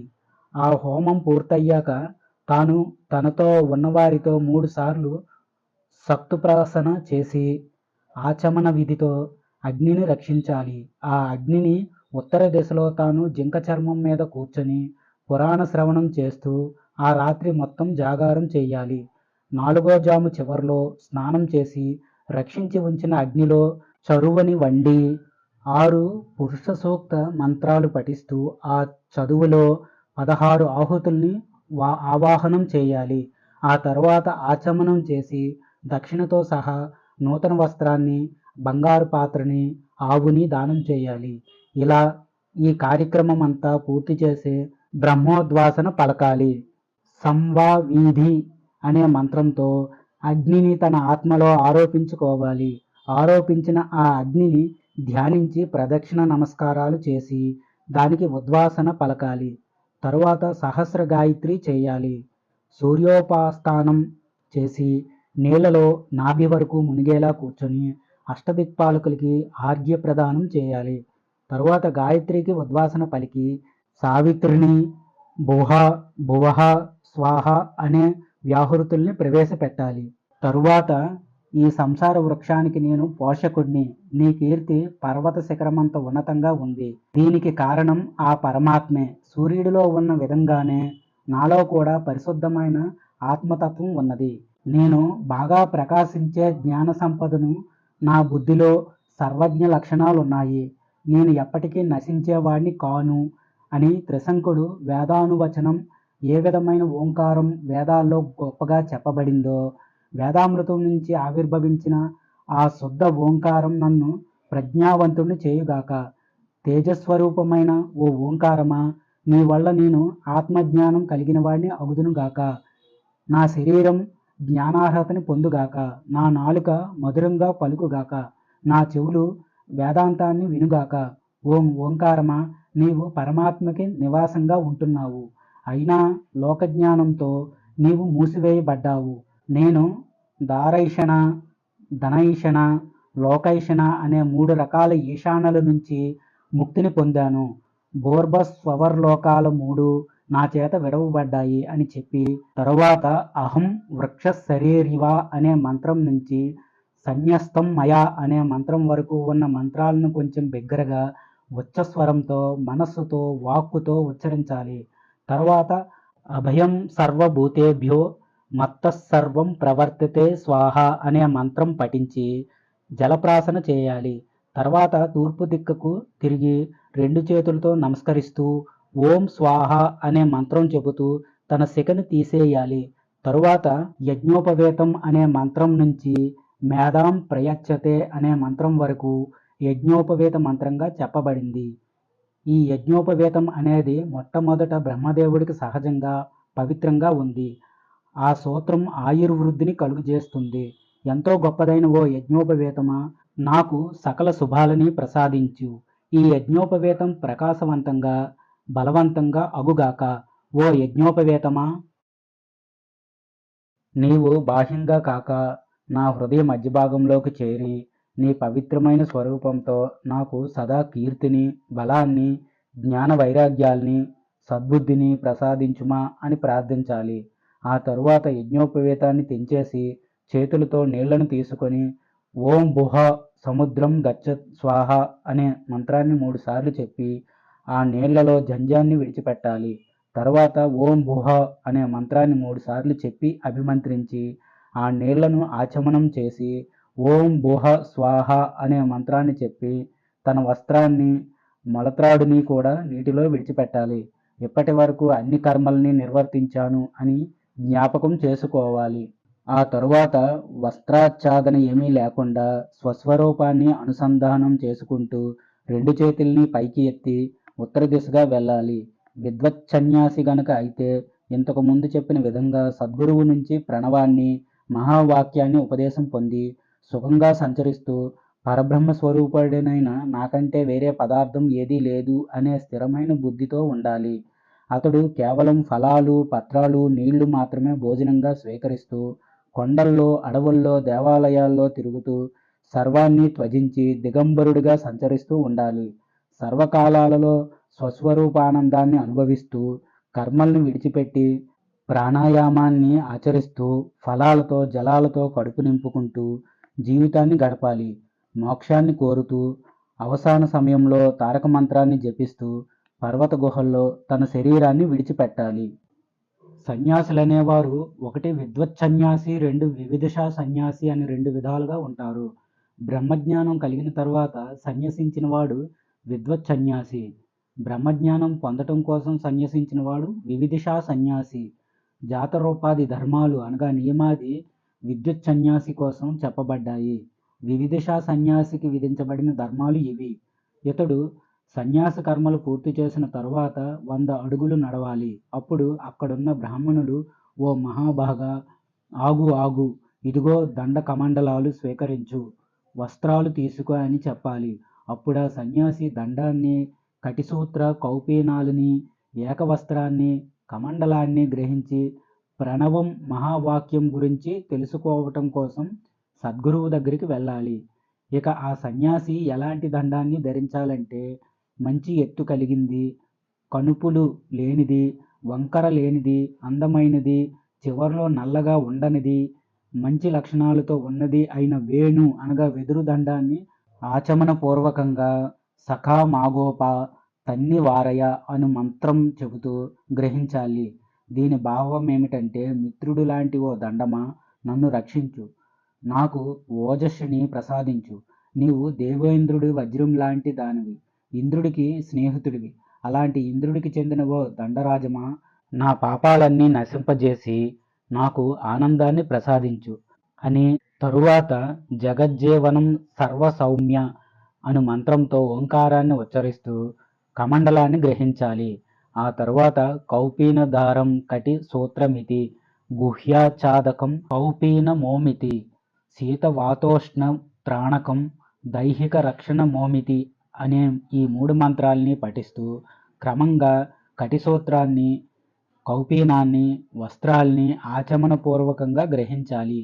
నేనిప్పుడు యోగ పట్టాభిషిక్తుడినయ్యాను, నేను కృతార్థుడిని అయ్యాను అని భావించి ఆనాటి నుంచి తాను సన్యాసాశ్రమాచారపరుడిగా జీవించాలి. పంచమోపదేశ. నారదుడు అంతా విని బ్రహ్మదేవుడితో, తండ్రి, సన్యాసం అంటే సర్వకర్మ రాహిత్యం అని తమరే చెప్పారు కదా, తిరిగి మీరే స్వాశ్రమ ధర్మాల్ని ఎతి ఆచరించాలని చెబుతున్నారు. ఈ బోధ పరస్పర విరుద్ధంగా ఉంది కదా, దీని గురించి నాకు వివరించండి అని ప్రార్థించాడు. బ్రహ్మ ఇలా చెప్పటం ప్రారంభించాడు. నారద, మానవ శరీరంలో ఉండే జీవాత్మకి జాగృత్, స్వప్న, సుషుప్తి, తురీయ అనే 4 అవస్థలుంటాయి. ఆ 4 అవస్థలకు వశమైపోయిన పురుషులు కర్మ, జ్ఞాన, వైరాగ్యాలతో ప్రవర్తిస్తూ ఉంటారు. అందుకే వారికి తగ్గ ఆచారాలు కూడా ఉన్నాయి అని చెప్పాడు. అది విన్న నారదుడు, అలాగైతే ఓ తండ్రి, సన్యాసాలనేవి ఎన్ని రకాలుగా ఉన్నాయి? వాటిని అనుష్ఠించే భేదాలు ఏవి? దయచేసి చెప్పండి అని అడిగాడు. బ్రహ్మదేవుడు అలాగే చెబుతున్నా విను అని ఇలా చెప్పటం ప్రారంభించాడు. నారద, సన్యాసం అనేది ఒక్కటే అయినప్పటికీ ఆచార భేదాలతో, అజ్ఞానంతో, కర్మలోపం వల్ల 4 రకాలుగా ఉంది. 1 వైరాగ్య సన్యాసం, 2 జ్ఞాన సన్యాసం, 3 జ్ఞాన వైరాగ్య సన్యాసం, 4 కర్మ సన్యాసం. వీటి గురించి వివరంగా చెప్పాలంటే, 1 వైరాగ్య సన్యాసం దుష్టమైన మన్మథ వికారాలు లేకుండా సమస్తమైన శబ్దాది విషయాల మీద నిస్పృహ కలిగి పూర్వపుణ్య భాగ్యంతో, వైరాగ్యంతో సన్యాసం తీసుకునేవాడు వైరాగ్య సన్యాసి. 2 జ్ఞాన సన్యాసం శాస్త్రజ్ఞానం వల్ల పుణ్యపాప లోకాలను, భవశ్రవణం వల్ల లోకం మీద విరక్తి పెంచుకొని క్రోధం, లోభం, అసూయ, అహంకారం, అభిమానం లాంటి సంసార భావాల్ని విడిచిపెట్టి దార, ధన, లోకైషణలనే ఈషణత్రయాన్ని వదిలి, దహవాసన, లోకవాసన, శాస్త్రవాసనల్ని వదిలి ప్రాకృతమైన ఈ సమస్త జగత్తుని కక్కిన అన్నంలాగా హేయమైనదిగా భావించి సాధనా చతుష్టయ సంపన్నుడై సన్యాసాన్ని తీసుకునేవాడే జ్ఞాన సన్యాసి. 3 జ్ఞాన వైరాగ్య సన్యాసం అంటే క్రమంగా సకల విద్యల్ని నేర్చుకుని అన్ని సుఖాల్ని అనుభవించి జ్ఞాన వైరాగ్యాలతో స్వస్వరూపానుసంధానాన్ని అభ్యసిస్తూ శరీరాన్ని మాత్రమే ధరించి సర్వాన్ని త్యజించి జాతరూపధరుడైన వాడే జ్ఞాన వైరాగ్య సన్యాసి. 4 కర్మ సన్యాసం అంటే క్రమంగా బ్రహ్మచర్యాన్ని, గృహస్థాశ్రమాన్ని గడిపిన తరువాత వానప్రస్థాన్ని కూడా పూర్తి చేసుకొని ఆపై వైరాగ్య భావంతో క్రమ పద్ధతిలో సన్యసించే యోగినే కర్మ సన్యాసి అంటారు. ఇతన్నే క్రమ సన్యాసి అని కూడా అంటారు. బ్రహ్మచారిగా ఉన్నప్పుడే సన్యాసాన్ని స్వీకరించి జాతరూపధరుడైన వాడు వైరాగ్య సన్యాసి. ఇక్కడ జ్ఞాన సన్యాసి అంటే విద్వచ్చన్యాసి, వివిధిషా సన్యాసి అంటే కర్మ సన్యాసి. ఈ కర్మ సన్యాసం తిరిగి 1 నిమిత్త సన్యాసం, 2 అనిమిత్త సన్యాసం అని 2 విధాలుగా ఉంటుంది. వీటిలో నిమిత్త సన్యాసాన్ని అతుర సన్యాసం అని, అనిమిత్త సన్యాసాన్ని కర్మ సన్యాసం అని అంటారు. అతుర సన్యాసం అంటే కర్మలన్నిటినీ పూర్తి చేయకుండా అవసరమైన కర్మల్ని మాత్రమే చేసి మరణ సమయానికి కొంచెం ముందుగా స్వీకరించేది. అందుకే దీన్ని నిమిత్త సన్యాసం అంటారు. ఇక అనిమిత్త లేక కర్మ సన్యాసం అంటే బలమైన అవయవాలు కలిగి ఈ కనిపించే దేహేంద్రియాలన్నీ హేయమైనవి, నశించేవి అని భావించి వైరాగ్యంతో సన్యాసాన్ని స్వీకరించటం. దివ్యస్వరూపుడు, అంతరిక్షవాసి, యజ్ఞవేదికలో వెలిగే అగ్ని, ద్రోణ కలశంలో ఉన్న సోమరస స్వరూపుడు, గృహాలలో అతిథి రూపంలో ఉన్నవాడు, మనుషుల్లో దేవతల్లో అంతర్యామిగా ఉన్నవాడు, సత్స్వరూపుడు, గగనంలో ఉన్నవాడు, సంకాదుల్లో, భూమిలో, యజ్ఞయాగాలలో జన్మించినవాడు అయిన పరబ్రహ్మ కన్నా అన్యంగా ఉన్నదంతా నశించిపోయేదని నిశ్చయించుకొని జ్ఞాన వైరాగ్య సంపన్నుడై ఆశ్రమంలో అనగా వానప్రస్థం తరువాత సన్యసించేవాడే కర్మ అనగా క్రమ సన్యాసి. సన్యాసులు 6 విధాలుగా చెప్పబడ్డారు.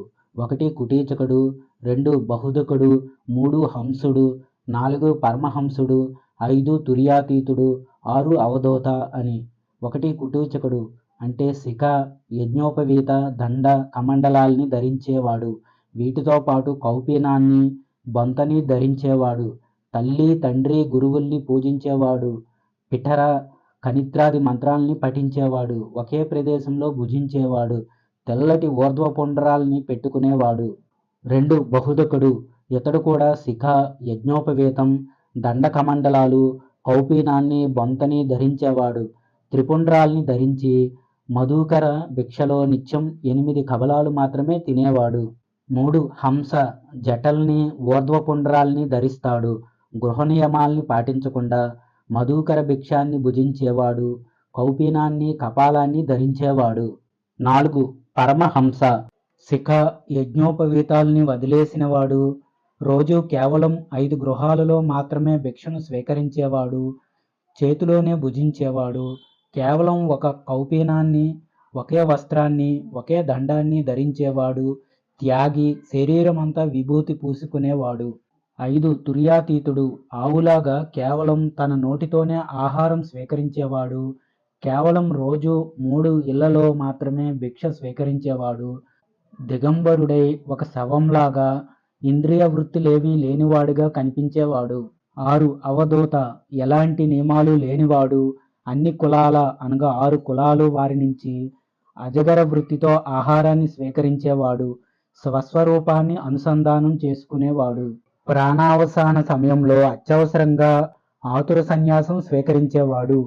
సన్యాసం తీసుకున్నాక గండం తొలగిపోయి తిరిగి జీవించినట్లయితే అతడు మరలా కర్మ అనగా క్రమ సన్యాసాన్ని తీసుకోవాలి. కుటీచక, బహూదక, హంస సన్యాసులు బ్రహ్మచర్య, గృహస్థ, వానప్రస్థాలు మూడింటి నుంచి సరాసరి సన్యాసం స్వీకరించవచ్చు. ఇక పరమహంస, తురియాతీత, అవధూత సన్యాసులు 1 మొలత్రాడు, 2 కౌపీనం, 3 వస్త్రం, 4 కమండలం, 5 దండం అనేవి ధరించాల్సిన అవసరం లేదు. ఈ రకమైన సన్యాసులకు అన్ని వర్ణాల వారి ఇళ్లలో భిక్షాటన చేయటం, జాతరూపధరుడిగా అనగా దిగంబరుడిగా ఉండటం అనేవి విధిగా చెప్పబడ్డాయి. వీరు సన్యాస జీవితంలో కూడా తృప్తి కలిగే వరకు శాస్త్రాల్ని అధ్యయనం చేసి ఆ తరువాత మొలత్రాడు, కౌపీన వస్త్రం, కమండలం వీటిని విడిచిపెట్టి జాతరూపధరుడిగా సంచరించాలి. అయితే అతడు వేదాంతం లేని ఇతర శాస్త్రాల్ని చదవకూడదు.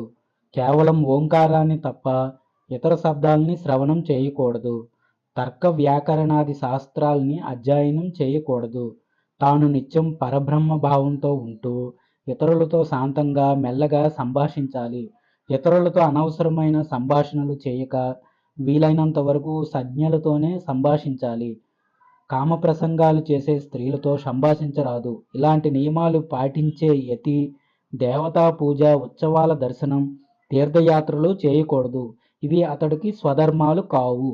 ఇప్పుడు యతీశ్వరులు భేదాలు, వారికి చెప్పిన ధర్మాలు గురించి చెబుతున్నాను. కుటీచకుడికి ఒకే చోట భిక్ష, బహూదకుడికి మాధుకర వృత్తి, ప్రత్యేకంగా గృహ నియమం లేదు. హంసుడికి 8 ఇళ్లలో 8 కబళాలు మాత్రమే చెప్పబడ్డాయి. పరమహంసకి 5 గృహాలలో హస్తపాత్ర భిక్ష, తురీయుడికి గోముఖంలాగా ఆ నోటితోనే ఆహారాన్ని స్వీకరించటం. ఇక అవధూతకి అన్ని వర్ణాల వారి దగ్గర అజగర వృత్తితో భిక్షను గ్రహించి భుజించటం. ఈ విధంగా యతీశ్వరులకి వివిధ రకాల భిక్షా నియమాలు ఉన్నాయి. యతి ఒకే చోట రాత్రంతా కూడా పడుకోరాదు. ఎక్కడ నిద్ర వస్తే అక్కడే పడుకోవాలి. యతి ఎవరికీ నమస్కరించకూడదు. తురియాతీతుడు, అవధూత అనే ఇద్దరు సంపూర్ణ జ్ఞాన స్వరూపులు. వీరిద్దరిలో పెద్దవాడు, చిన్నవాడు అని చెప్పటం వీలు కాదు. ఇద్దరూ సమానమైన జ్ఞానం కలిగిన వారే. నదిలో ఈత కొట్టడం, చెట్లని ఎక్కటం, వాహనాలపై ప్రయాణం చేయటం, విక్రయాలు జరపటం, పదార్థాలను బదులుగా ఇవ్వటం ఇలాంటి పనులు యతులు చేయకూడదు. వీటి వల్ల వారికి ఇంద్రియ చాపల్యం కలుగుతుంది, రాగద్వేషాలు పుడతాయి. ఇవన్నీ నింద నియమాలు. జ్ఞానమనే దండాన్ని ధరించిన వాడే నిజమైన ఏకదండి సన్యాసి. జ్ఞానం లేకుండా కేవలం దండాన్ని చేతుల్లో ధరించినవాడు ఘోరమైన రౌరవాది నరకాల పాలవుతాడు. స్వస్వరూప జ్ఞానం లేని కుటీచక, యతి మరణించిన తరువాత తిరిగి భూలోకంలో జన్మిస్తారు. అదేవిధంగా బహూదకుడు మరణిస్తే అతడికి స్వర్గప్రాప్తి, హంసుడికి తపోలోక ప్రాప్తి, పరమహంసకి సత్యలోక ప్రాప్తి కలుగుతాయి. ఇక తురీయ, అవధూతలు స్వస్వరూప జ్ఞానం కలిగిన వారు కనుక వారిద్దరికీ స్వీయాత్మలోనే ముక్తి లభిస్తుంది. వీరు భ్రమరకీటక న్యాయంలాగా ఎవరు ఏ ఏ భావాన్ని స్మరిస్తూ తమ శరీరాన్ని వదిలిపెడుతున్నారో తిరిగా వారు ఆ భావానికి తగిన జన్మనే పొందుతారు. ఈ విధంగా యతి తమ జీవాంతర పరిణామాల్ని గ్రహించి స్వస్వరూపానుసంధానాన్ని నిత్యం చేస్తూ ఉండాలి. అంతేకాని ఇతర ఆచారాల వైపు వెళ్ళకూడదు. ఎవరు ఏ సాంప్రదాయం ప్రకారం నియమాలు పాటిస్తున్నారో వారు ఆయా లోకాలకి వెళుతుంటారు.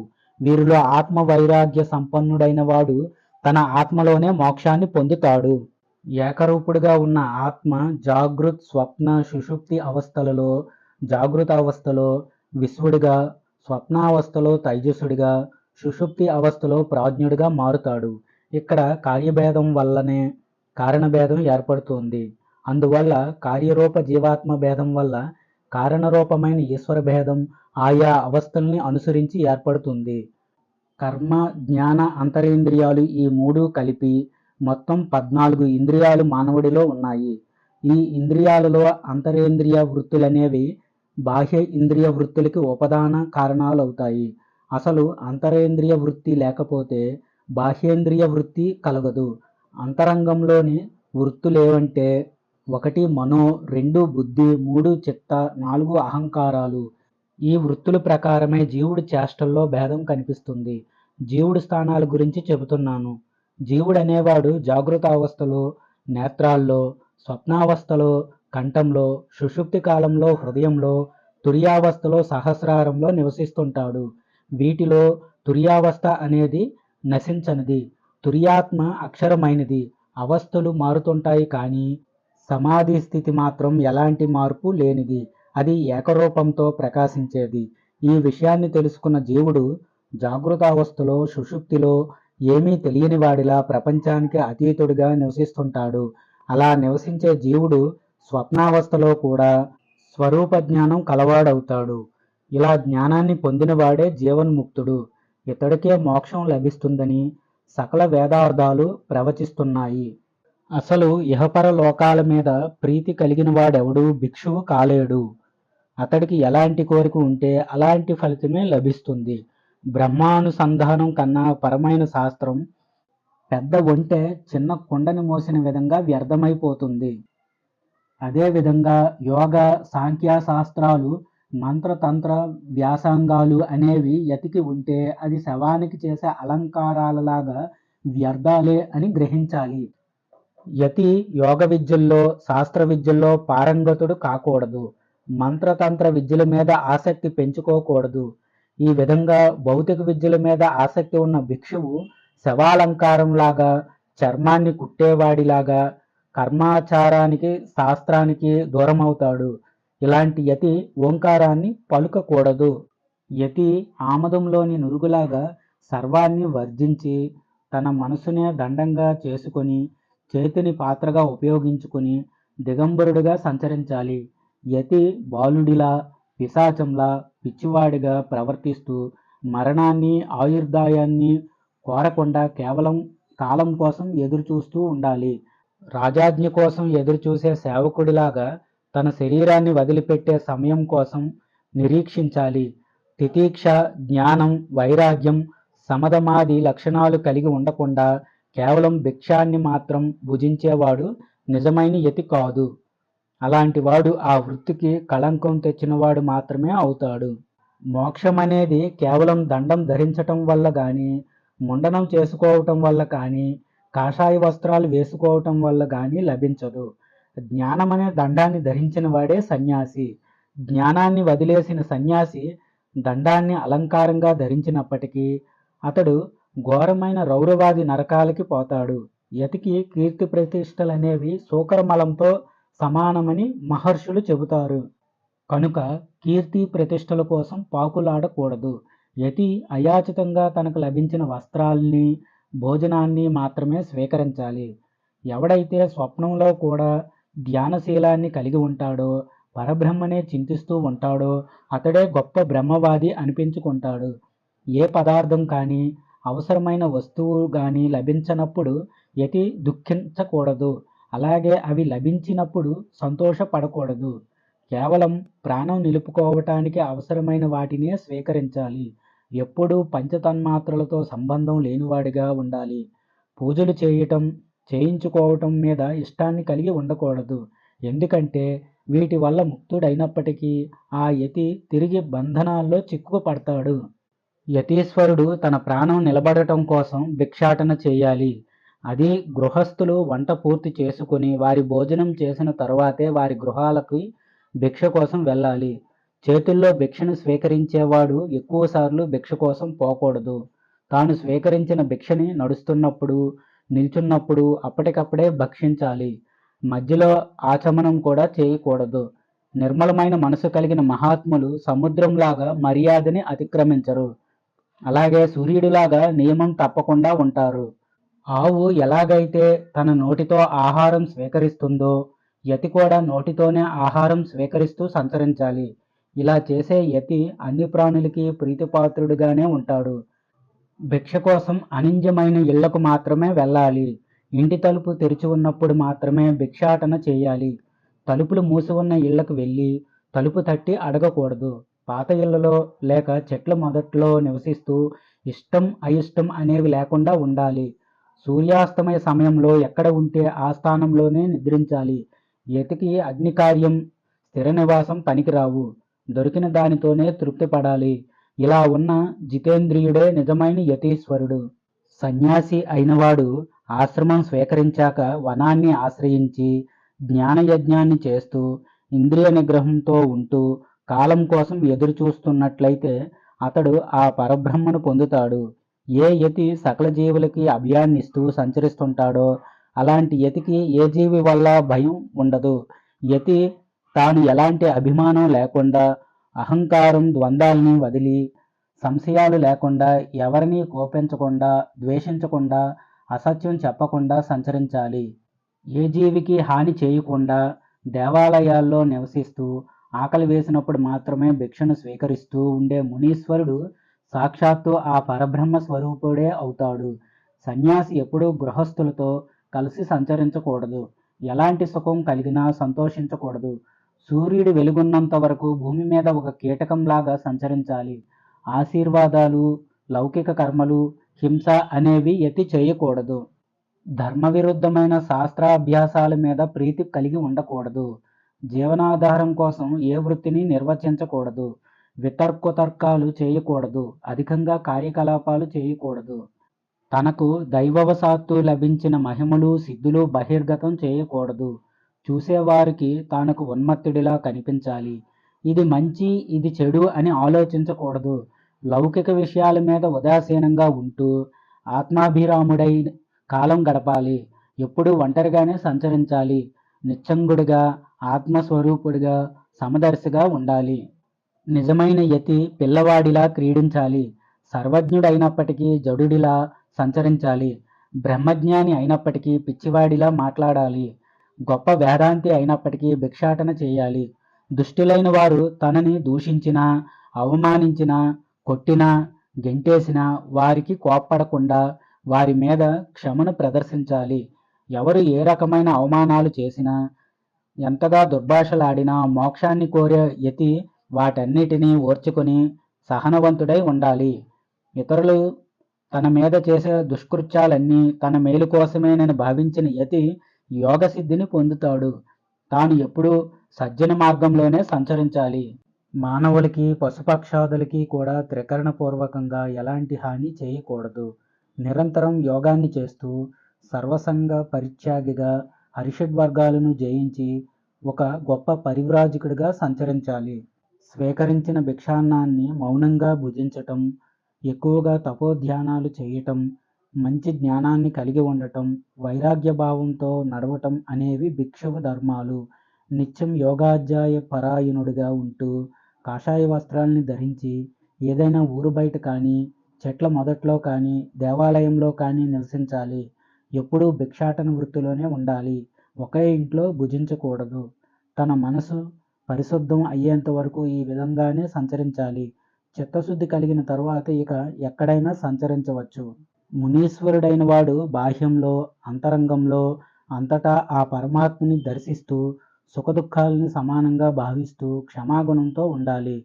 కరపాత్రను ధరించి దొరికిన దాన్నే భుజిస్తూ వాయువులాగా నిష్కల్ముడై అంతటా సంచరించాలి. ద్విజులు, గోవులు, గుర్రాలు, మృగాలు మొదలైన అన్ని జీవులలో ఎలాంటి విరోధం లేకుండా ఈశ్వరుణ్ణి ధ్యానిస్తూ ఉండాలి. ఎవరితో వైరం లేకుండా ఆవు, గుర్రం, మృగం లాంటి జంతువులలో సమానంగా ఉన్న ఆ పరమాత్మను దర్శిస్తూ, ఆ పరబ్రహ్మని సంభావిస్తూ, ఆ పరమాత్మని తానేనని భావిస్తూ ఉండాలి. మనోదండాన్ని స్వీకరించి, అన్ని వాంఛల్ని వర్జించి, త్రికరణ శుద్ధిగా సకల సంసార వాసనల్ని వదిలేసి, లౌకిక భోగాల మీద విరక్తి పెంచుకోవాలి. ఇలాంటి వాడికే మోక్షం లభిస్తుంది. షష్ఠోపదేశః.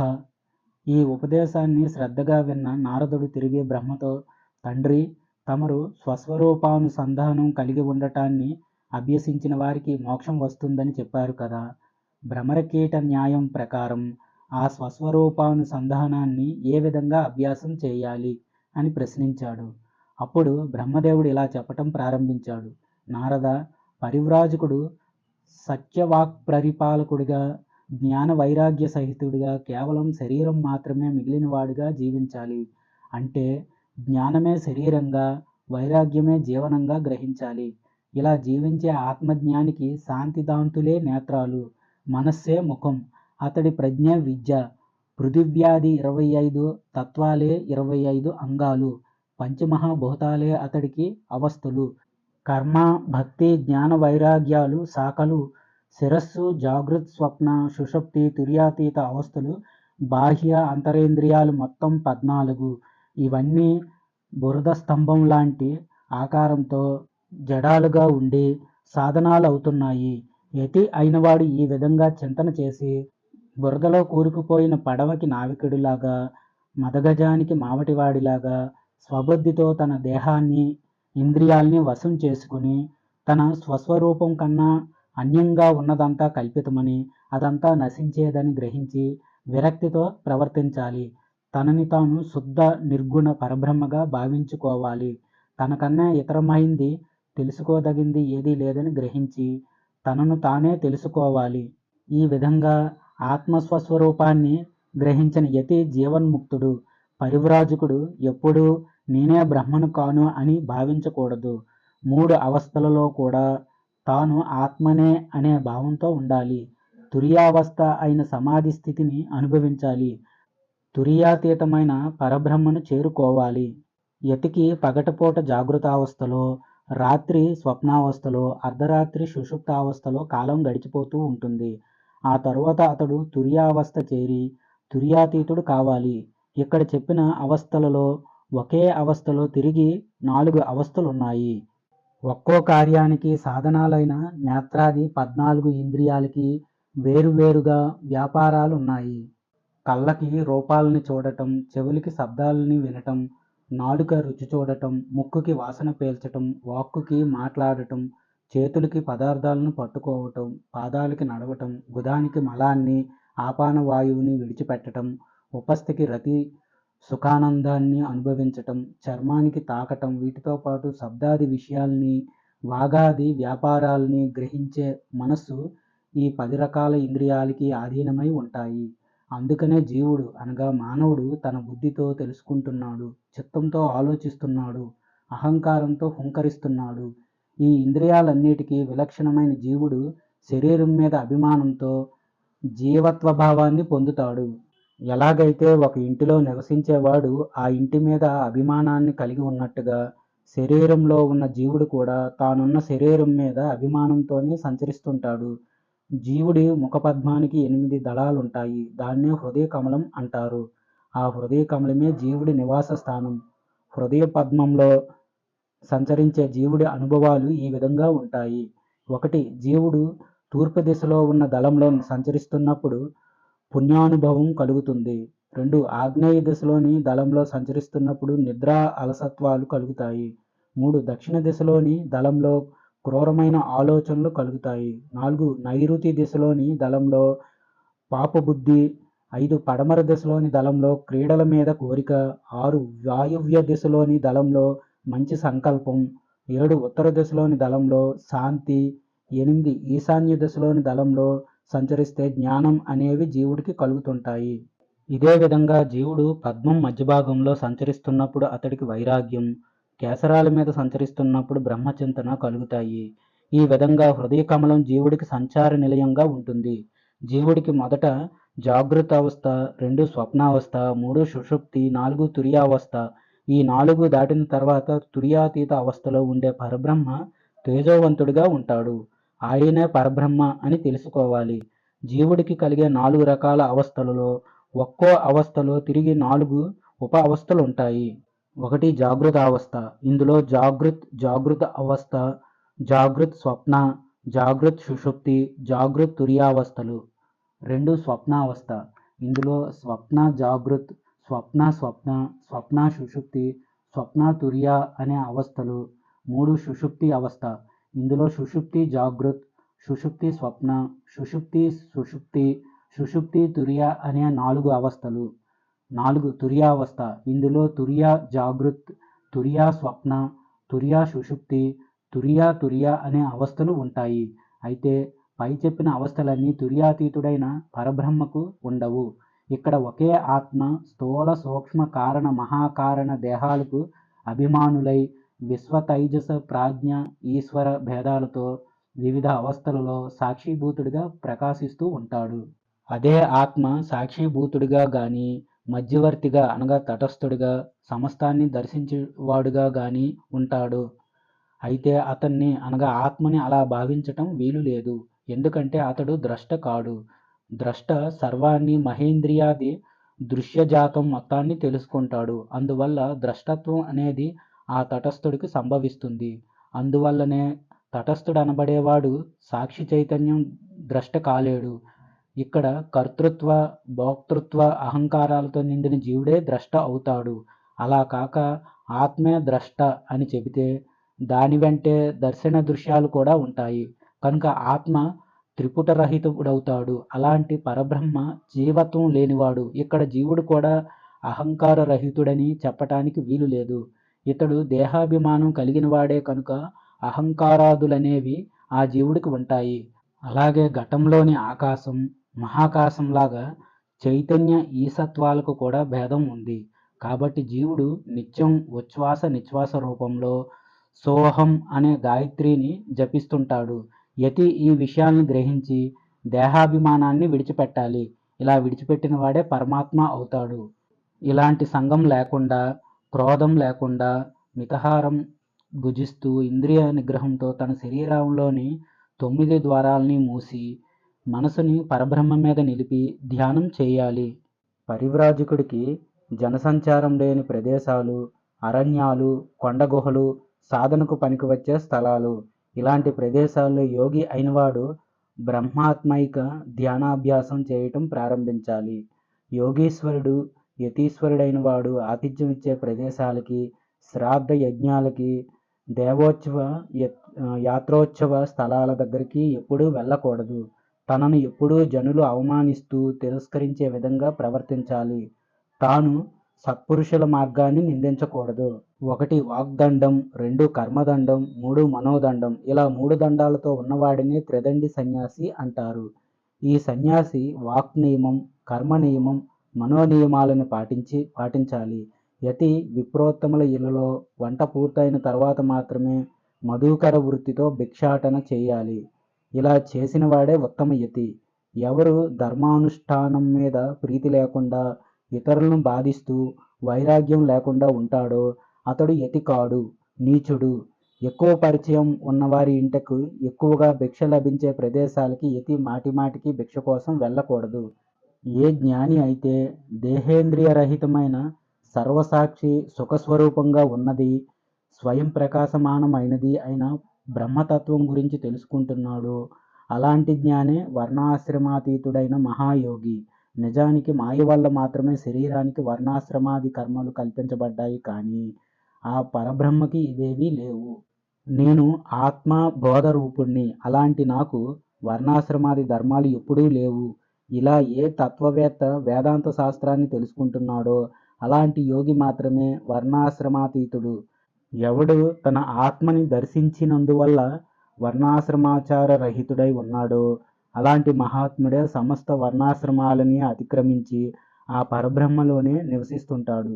ఈ విధంగా ఉన్నవాడినే నిజమైన వర్ణాశ్రమాతీతుడని వేదార్థ విధులు చెబుతారు. నారద, ఆత్మ స్వస్వరూపాన్ని తెలుసుకున్న జ్ఞాని శరీర ధర్మాలైన వర్ణాశ్రమాదులనేవి ఆత్మలో భ్రాంతిలో కల్పించబడి ఉన్నాయని నిశ్చయించుకుంటాడు. నారద, విధి నిషేధాలు, ఇది పనికి వస్తుంది, ఇది పనికిరాదు అనే భేదం బ్రహ్మజ్ఞానికి ఉండవు. అలాగే ఆత్మస్వరూపుడైన వాడికి ఆ ఆత్మను మించిన ఇతర వస్తువులేవి ఉండవు. యోగి అయినవాడు, పరివ్రాజకుడు బ్రహ్మపదం నుంచి సమస్త పదాలు, సర్వజీవులు, పుత్రమిత్రాదులు వీరందరి మీద విరక్తి పెంచుకోవాలి. ముక్తి మార్గంలో ప్రయాణం చేస్తూ వేదాంత జ్ఞానం పొందాలని కాంక్షిస్తూ ఫలపుష్పాల్ని తీసుకొని బ్రహ్మవేత్త అయిన సద్గురువుని ఆశ్రయించాలి. ఆ సద్గురువుని తన సేవలతో సంతోషింపజేసి వారి ద్వారా ఎంతో ఏకాగ్రంగా వేదాంత వాక్యార్థాన్ని నిరంతరం శ్రవణం చేయాలి. శిష్యుడిగా వెళ్ళినవాడు తాను అహంకార మమకారాలను, సంఘాన్ని వర్జించి ఎప్పుడూ శాంతాది సద్గుణాలతో ఉంటూ తన హృదయంలో ఆ పరబ్రహ్మను వీక్షించాలి. సంసారం మీద దోషదృష్టి కలిగిన వాడికి వైరాగ్యం కలుగుతుంది. అలా విరక్తుడైన వాడే సంసారం నుంచి సన్యాసానికి మళ్ళుతాడు. ఇక మోక్షాన్ని కోరే పరమహంస ప్రత్యక్షంగా ముక్తికి సాధనమైన ఆత్మవిజ్ఞానాన్ని, వేదాంత శ్రవణ మననాల్ని శ్రద్ధగా అభ్యాసం చేయాలి. పరమహంస అయిన యతి ఆత్మ సాక్షాత్కారం కోసం అంతరేంద్రియ బాహ్యేంద్రియ నిగ్రహం లాంటి సాధనల్ని నిత్యం చేయాలి. వేదాంతాన్ని అభ్యసిస్తూ శాంతిదాంతుడై, భయరహితుడై, మమకారాల్ని వర్జించి నిత్యుడిగా, ద్వంద్వాతీతుడిగా ఉండాలి. సన్యాసి అయినవాడు జీర్ణమైన కౌపీనాన్ని ధరించాలి, లేదా దిగంబరుడుగానైనా ఉండాలి. ముండనం చేసుకోవాలి. వేదాంత విజ్ఞానాన్ని, ప్రజ్ఞని కలిగి ఉండాలి. అహంకార మమకార వర్జితుడై మిత్రుల మీద, శత్రువుల మీద సమానమైన భావం కలిగి ఉండాలి. సమస్త జీవులతో మైత్రితో మెలగాలి. ఏకాకిగా జ్ఞానాన్ని పొంది ప్రశాంతాత్ముడై ఉండాలి. అలా ఉన్నవాడే తరిస్తాడు, లేనివాడు తరించడు. నిత్యం గురుసేవా తత్పరుడై వేదాంత జ్ఞానం పొందాలనే కోరికతో, లక్ష్యంతో సద్గురువు సన్నిధిలో 1 సంవత్సర కాలం ఉండాలి. అక్కడి నియమాల్ని శ్రద్ధగా పాటించాలి. యమనియమాల మీద ప్రీతితో ఉండాలి. ఇలా సంవత్సర కాలంలో జ్ఞానాన్ని పొంది యతి ధర్మానికి విరుద్ధం లేకుండా భూమండలంలో సంచరించాలి. తరువాత బ్రహ్మచర్య, గృహస్థ, వానప్రస్థాన ఆశ్రమాలు మూడింటిని అనుభవించి చివరికి వాటికి అతీతుడై సన్యాసాశ్రమాన్ని స్వీకరించాలి. అలా తీసుకున్న తర్వాత నిస్సంగుడు, క్రోధరహితుడు, మితాహారుడు, జితేంద్రియుడిగా సంచరించాలి. వైరాగ్యం కోసం ప్రయత్నం చేయని గృహస్థుడు, బహుకార్య కలాపాలలో నిమగ్నుడైన యతి, వీరిద్దరూ విపరీత కర్మలు చేస్తున్న వారే. ఇలాంటి వారికి ఎప్పటికీ వైరాగ్యం కలగదు. మానవుడు మంచి యౌవనంలో ఉండే స్త్రీని చూసి మద్యం త్రాగిన వాడిలాగా అయిపోతాడు. అందుకే స్త్రీకి దూరంగా యతి ఉండాలి. స్త్రీలతో కామ ప్రసంగాలు చేయటం, వారిని చూడటం, వారితో నాట్యం చేయటం, గాన చేయటం, పరిహాసాలాడటం ఇవన్నీ విడిచిపెట్టాలి.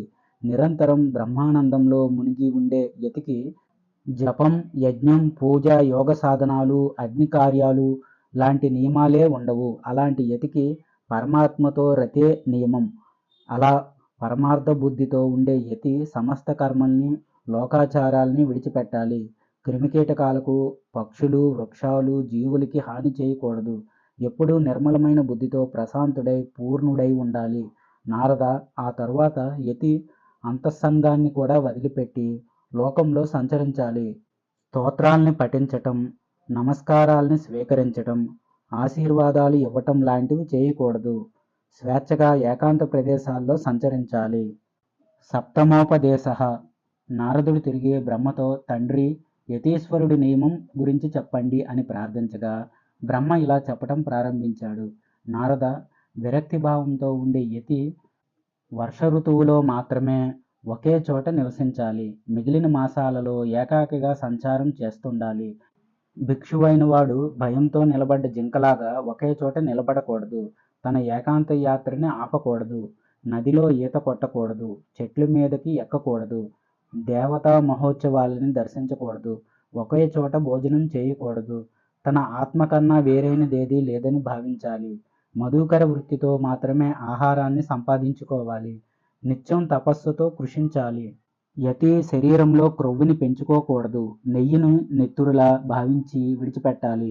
ఒకే చోట ఆ అన్నాన్ని మాంసంలాగా, సుగంధ లేపనాన్ని అశుద్ధంలాగా, ఉప్పుని చండాలుడిగా, వస్త్రాన్ని ఎంగిలిగా, అభ్యంగన స్థానాన్ని స్త్రీ సంగమంగా, మిత్రులతో ఆనందించటాన్ని మూత్రంలా, ఆసక్తిని ఆవు మాంసంలా, బాగా పరిచయమైన ప్రాంతాన్ని చండాలుడి గ్రామంగా, స్త్రీని సర్పంలా, బంగారాన్ని విషంలా, సభాస్థలాన్ని శ్మశాన వాటికగా, రాజధానిని కుంభీపాక నగరంగా, ఒకే చోటు భుజించడాన్ని శవపిండ భక్షణలా విసర్జించాలి.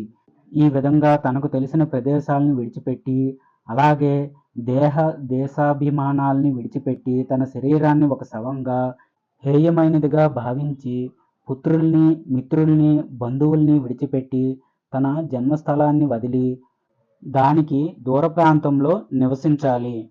నాగకూర్మాది 5 ఉపవాయువులు చర్మం, ఎముకలు మొదలైన వాటిని ఆశ్రయించి ఉంటాయి.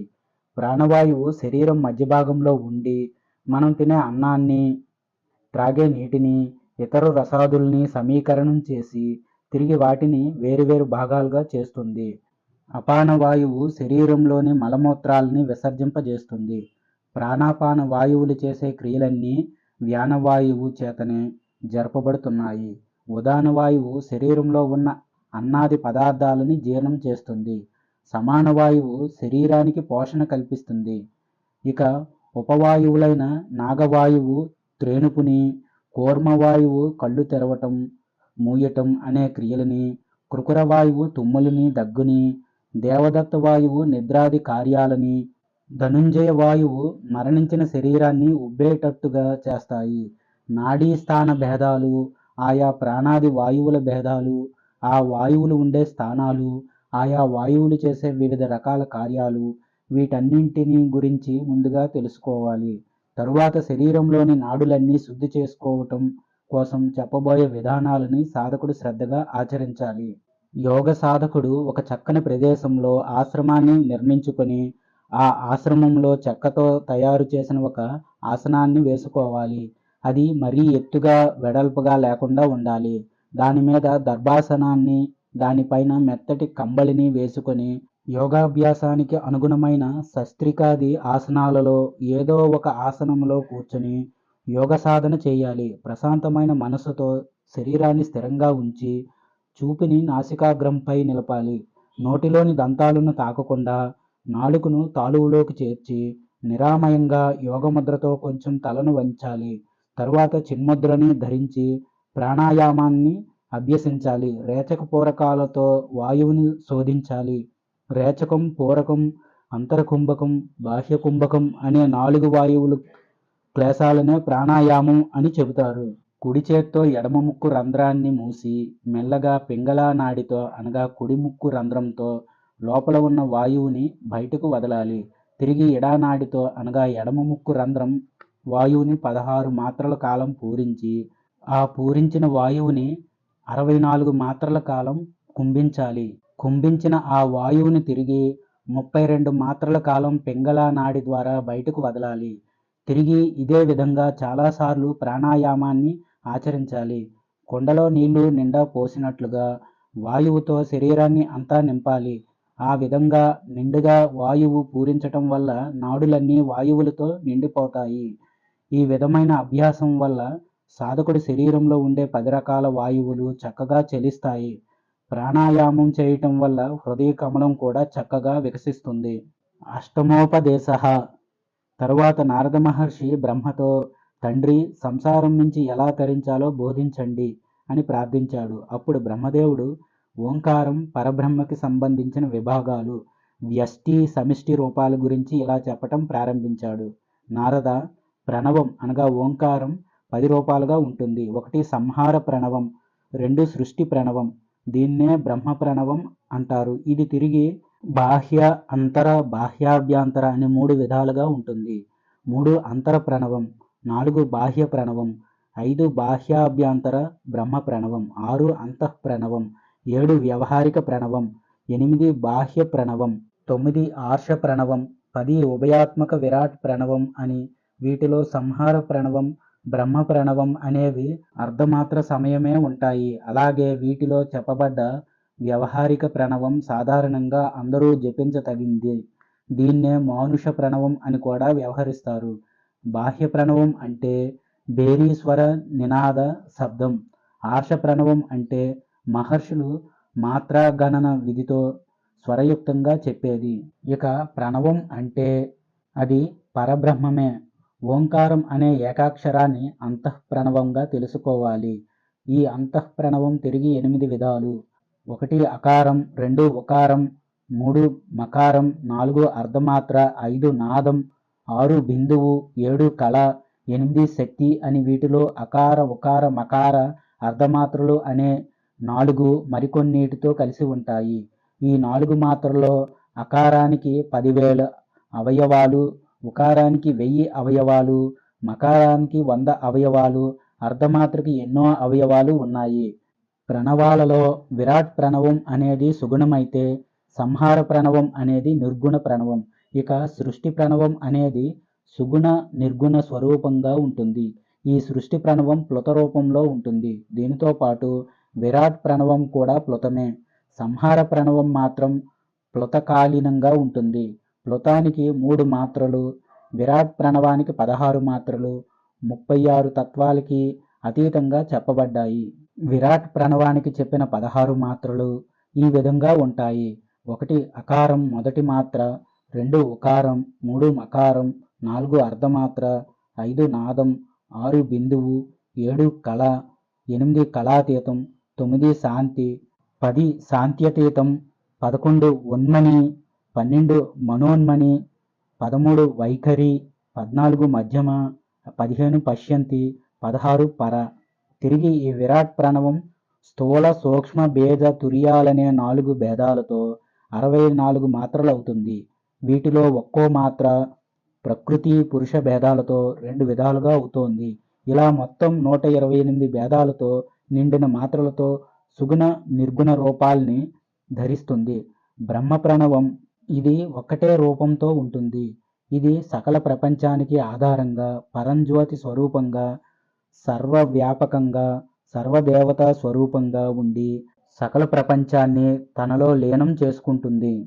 ఏదైతే అన్ని అక్షరాలమయంగా, కాలస్వరూపంగా, శివంగా, సర్వాగమనమయంగా, సకల వేదాలకు మూలభూతంగా ఉన్నదో, అన్ని ఉపనిషత్తుల స్వరూపంగా అందరిచేత అన్వేషింపదగిందో అదే పరబ్రహ్మం.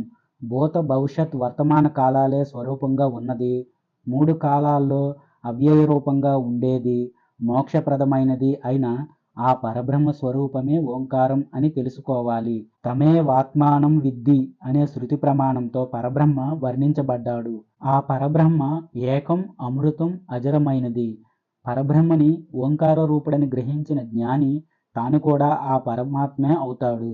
మానవుడు ఈ శరీరం ఉన్నప్పుడే ఓంకార శబ్దంతో పిలువబడే ఆ పరమాత్మ కావాలి. పరమాత్మ అంటే జీవుడి స్థూల సూక్ష్మ కారణ శరీరాల్ని చైతన్యవంతం చేసేవాడని అర్థం. సాధకుడు వరుసగా విశ్వ తైజస ప్రజ్ఞాది స్వరూపాల గురించి తెలుసుకొని పరబ్రహ్మానుసంధానం పొందాలి. 1 విశ్వభుక్ స్థూల దేహంలో నుంచి స్థూల పదార్థాలతో సంబంధం వల్ల స్థూలభుక్ అని పిలువబడేవాడు. 2 తైజసుడు సూక్ష్మ స్వరూపుడైన సూక్ష్మ శరీరంతో సంబంధం ఉన్న కారణంగా సూక్ష్మభుక్ అని వ్యవహరించబడేవాడు. 3 ప్రాజ్ఞుడు కారణదేహానికి సంబంధించిన ఆనందాల్ని అనుభవించేవాడు. పరమాత్మ ఏకస్వరూపుడుగా ప్రకాశించేవాడు. ఈ విధంగా ఆత్మ 4 రకాలుగా వ్యవహరించబడుతోంది. ఇలా 4 పాదాలతో ఉన్న ప్రత్యేగాత్మ జాగృతావస్థలో స్థూల రూపుడై స్థూల ప్రజ్ఞానందం వల్ల విశ్వభుక్ అని పిలువబడుతున్నాడు. ఈ విశ్వభుక్కే వైశ్వానరుడు లేక విశ్వుడు. విశ్వభుక్గా పిలువబడే ఈ వైశ్వానరాత్మకి 19 ముఖాలు, 8 అంగాలు ఉన్నాయి. 19 ముఖాలు: 1 చర్మం, 2 కళ్ళు, 3 చెవులు, 4 నాలుక, 5 ముక్కు, 6 వాక్కు, 7 చేతులు, 8 పాదాలు, 9 పాయువు, 10 ఉపస్థ, 11 ప్రాణం, 12 అపానం, 13 వ్యానం, 14 ఉదానం, 15 సమానం, 16 మనస్సు, 17 బుద్ధి, 18 చిత్తం, 19 అహంకారం అనేవి. ఇక 8 అంగాలు: 1 విశ్వ, 2 తైజస, 3 ప్రాజ్ఞ, 4 ప్రత్యేగాత్మ, 5 విరాట్, 6 హిరణ్యగర్భ, 7 అవ్యాకృత, 8 పరమాత్మ. ఈ ఆత్మ అనేది సృష్టిలో ఉన్న సకల ప్రాణుల్లో ఉంది. జీవుల హృదయాల్లో స్థూల భుక్కుగా ప్రభువుగా ఉన్న ఈ ఆత్మే విశ్వడు. నారద, ఈ ఆత్మకి ప్రథమ పాదం విశ్వడు. ఈ విశ్వడు స్వప్నానుగతుడుగా ప్రభువుగా ఉంటాడు, అంతఃప్రజ్ఞుడు కూడా. అంతేకాదు, ఇంతకు ముందు తెలిపిన విధంగా అష్టాంగ సహితుడైన ఏకరూప సూక్ష్మ బుక్. ఈ ఆత్మని తైజసుడని, హిరణ్యగర్భుడని అంటారు. ఇక్కడ ఆత్మకి తైజసుడు ద్వితీయ పాదం అని గ్రహించాలి. ఇక ప్రాజ్ఞుడు, ఎక్కడైతే సుషుప్తిని పొంది ఏ కోరికను కోరడో, ఏ స్వప్నాన్ని కనడో అక్కడే ఉండేవాడు ప్రాజ్ఞుడు. అనగా ప్రాజ్ఞుడు సుషుప్తిలో ఉండేవాడు అని స్పష్టం. అక్కడ ఉండే అతడు ఏకరూపుడిగా, ఘనీభవించిన ప్రజ్ఞానం కలిగినవాడుగా, నిత్యానందమయుడుగా సర్వజీవుల హృదయాల్లో ఉంటాడు. 4 పాదాలతో ఉండే ఈ ప్రాజ్ఞుడు ఎంతో ఆనందాన్ని అనుభవిస్తూ చేతస్సు ముఖంగా ఉన్నాడు. అలాగే ఇతడు సర్వగతుడు, అవ్యయుడు, ఈశ్వరుడు అవుతున్నాడు. ఈ ప్రాజ్ఞుడే ఆత్మకి 3వ పాదం. ఇతడే సర్వేశ్వరుడు, సర్వజ్ఞుడు, సూక్ష్మ రూపుడు, అంతర్యామి, సకల భూతాల ఉత్పత్తి లయాలకు కారణభూతుడు. ఇక్కడ సకల భూతాలకి ఉత్పత్తి, స్థితి, లయాలు, ఆనందరూప సుషుప్తి, స్వప్నాలు ఇవన్నీ మాయ వల్ల ప్రకీర్తితమవుతున్నాయి. ఈ విధంగా ఒక్కో పాదం వివరించిన తరువాత మిగిలింది ప్రత్యేగాత్మ. ఇదే ఆత్మ 4వ పాదం. ఇలా 4 రూపాలతో అనగా పాదాలతో ఉన్న ఆత్మ సత్ చిత్ ఏకరూపంగా ఉంది.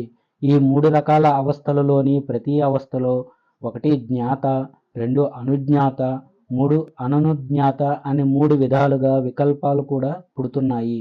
ఇంతకు ముందు చెప్పిన అవస్థలు, విశ్వ తైజసుడు లాంటి వ్యవహారాలన్నీ అవిద్యా కల్పితాలే. ఒక్క పరమాత్మే సత్యం. అది సచ్చిదానంద స్వరూపం. వీటన్నిటికన్నా విలక్షణంగా ఉంటుందని ఉపనిషత్తులు చెబుతాయి. ఆ పరమాత్మ స్థూల ప్రజ్ఞతో ఉండేది కాదు, అలాగని సూక్ష్మ ప్రజ్ఞతో ఉండేది కాదు. అది అప్రజ్ఞ అనగా ప్రజ్ఞ లేనిది కాదు, ప్రజ్ఞాలతో కూడుకుని ఉన్నది కాదు. అలాగే జాగృత్ స్వప్నావస్థల మధ్య ఉండే ప్రజ్ఞ కాదు. అంతరంగంగా ఉన్న ప్రజ్ఞ అంతకన్నా కాదు. నారద, ఆత్మస్వరూపం ఇలా అవ్యక్తంగా ఉంటుందని తెలుసుకో. తురీయమైన ఆ ఆత్మని ప్రజ్ఞారహితంగా, ప్రజ్ఞాన గణరహితంగా, ఇంద్రియాలకు కనిపించని దానిగా వ్యవహరించటానికి వీలు లేనిదిగా, గ్రహించలేనిదిగా, లక్షణ శూన్యమైనదిగా, చింతన చేయటానికి వీలు లేనిదిగా, శబ్దాలతో చెప్పటానికి సాధ్యం కానిదిగా, కేవలం ఆత్మజ్ఞాన సాగరంగా, అద్వయంగా భావించాలి. దీన్నే బ్రహ్మ ప్రణవం అంటారు. ఇది అన్ని చోట్ల సూర్యుడిలా ప్రకాశిస్తుంది. మోక్షం కోరుకునే వారికి ఆధారమైన స్వయం జ్యోతిలా వెలుగొందుతుంది. అదే పరబ్రహ్మ. అది ఆకాశంలా వ్యాపించి సర్వదా ప్రకాశిస్తూ ఉంటుంది. నవమోపదేశ. తరువాత నారదుడు పరబ్రహ్మ స్వరూపం గురించి చెప్పమని బ్రహ్మని అడిగాడు. బ్రహ్మదేవుడు ఇలా చెబుతున్నాడు: నారద, ఎవరు ఆ పరబ్రహ్మ కన్నా తాను వేరుగా ఉన్నానని భావిస్తున్నారో వారంతా పశువులు. పరబ్రహ్మని విచారణ చేసి ఉపాసించే వాళ్ళు పశువులు కారు. జ్ఞానహీనులందరూ మృగంతో సమానం. ఈ సత్యం తెలుసుకున్న విద్వాంసుడు ఆ పరబ్రహ్మే తానని ఉపాసన చేస్తే సంసార రూపంలోని మృత్యుముఖం నుండి విముక్తి పొందుతాడు. మానవుడు మోక్షం పొందటానికి ఇంతకన్నా వేరే మార్గం లేదు.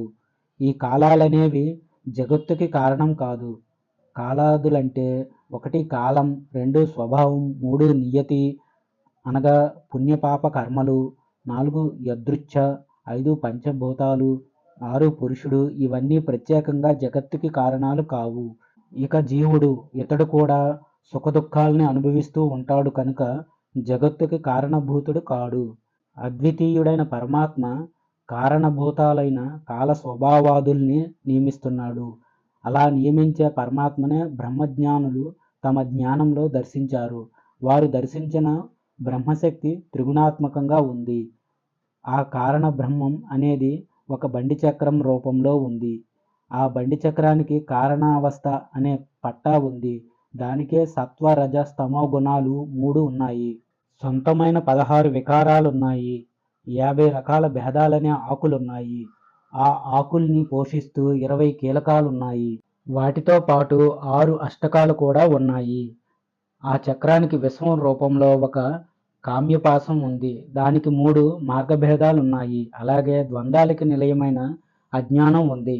ఇలా బహుముఖాలతో ఉన్న కారణ బ్రహ్మచక్రాన్ని మహర్షులు దర్శించారు. ఈ చక్రంలో ఉన్న షోడశ వికారాలు ఇవి: 5 పంచభూతాలు, 10 దశేంద్రియాలు, 1 అంతఃకరణం అనేవి. 6 అష్టకాలు ఏవంటే: 1 ప్రకృత్యాష్టకం, 2 ధాత్వాష్టకం, 3 ఐశ్వర్యాష్టకం, 4 భావాష్టకం, 5 దేవాష్టకం, 6 ఆత్మగుణాష్టకం అనేవి. కార్యబ్రహ్మం ఇది జ్ఞానేంద్రియాలనే ప్రవాహంతో ఉండేది. పంచభూతాలే ఉగ్ర కుటిల గమనంగా ఉన్నది. కర్మేంద్రియాలే తరంగాలుగా ఉన్నది. పంచవిధ జ్ఞానాలకు మూల కారణమైనది. పంచ విషయాలే సుడిగుండాలుగా ఉన్నది. పంచ దుఃఖాలనే ప్రవాహ వేగంగా కలిగినది. 50 రకాల భేదాలతో ఉన్నది. పంచక్లేశాలే మధ్య భాగంగా ఉన్నది అయిన ఆ కార్యం బ్రహ్మం అనే మహానదిని మహర్షులు ఉపోషిస్తుంటారు. జీవుడు తాను ఈశ్వరుడు వేరని భావించి ఈ సర్వానికి జీవరూపం, సర్వానికి లయస్థానం అయిన విశాలమైన బ్రహ్మచక్రం అనే సంసారంలో పడి జనన మరణాల్ని పొందుతూ అలానే భ్రమిస్తూ ఉంటాడు. అలాంటి జీవుడు తాను చిదానంద బ్రహ్మస్వరూపంతో అహం బ్రహ్మాస్మి అని తెలుసుకున్నప్పుడు శరీర ఇంద్రియాది సంసారాలన్నీ విడిచిపెట్టి బ్రహ్మానందంలో మునిగి చివరికి ముక్తిని పొందుతాడు. అలాంటి పరబ్రహ్మలోనే భోక్త, భోగ్య, ప్రేరకుడు అనే త్రిమూర్తులు ప్రపంచం ప్రతిష్ఠించబడి ఉంది.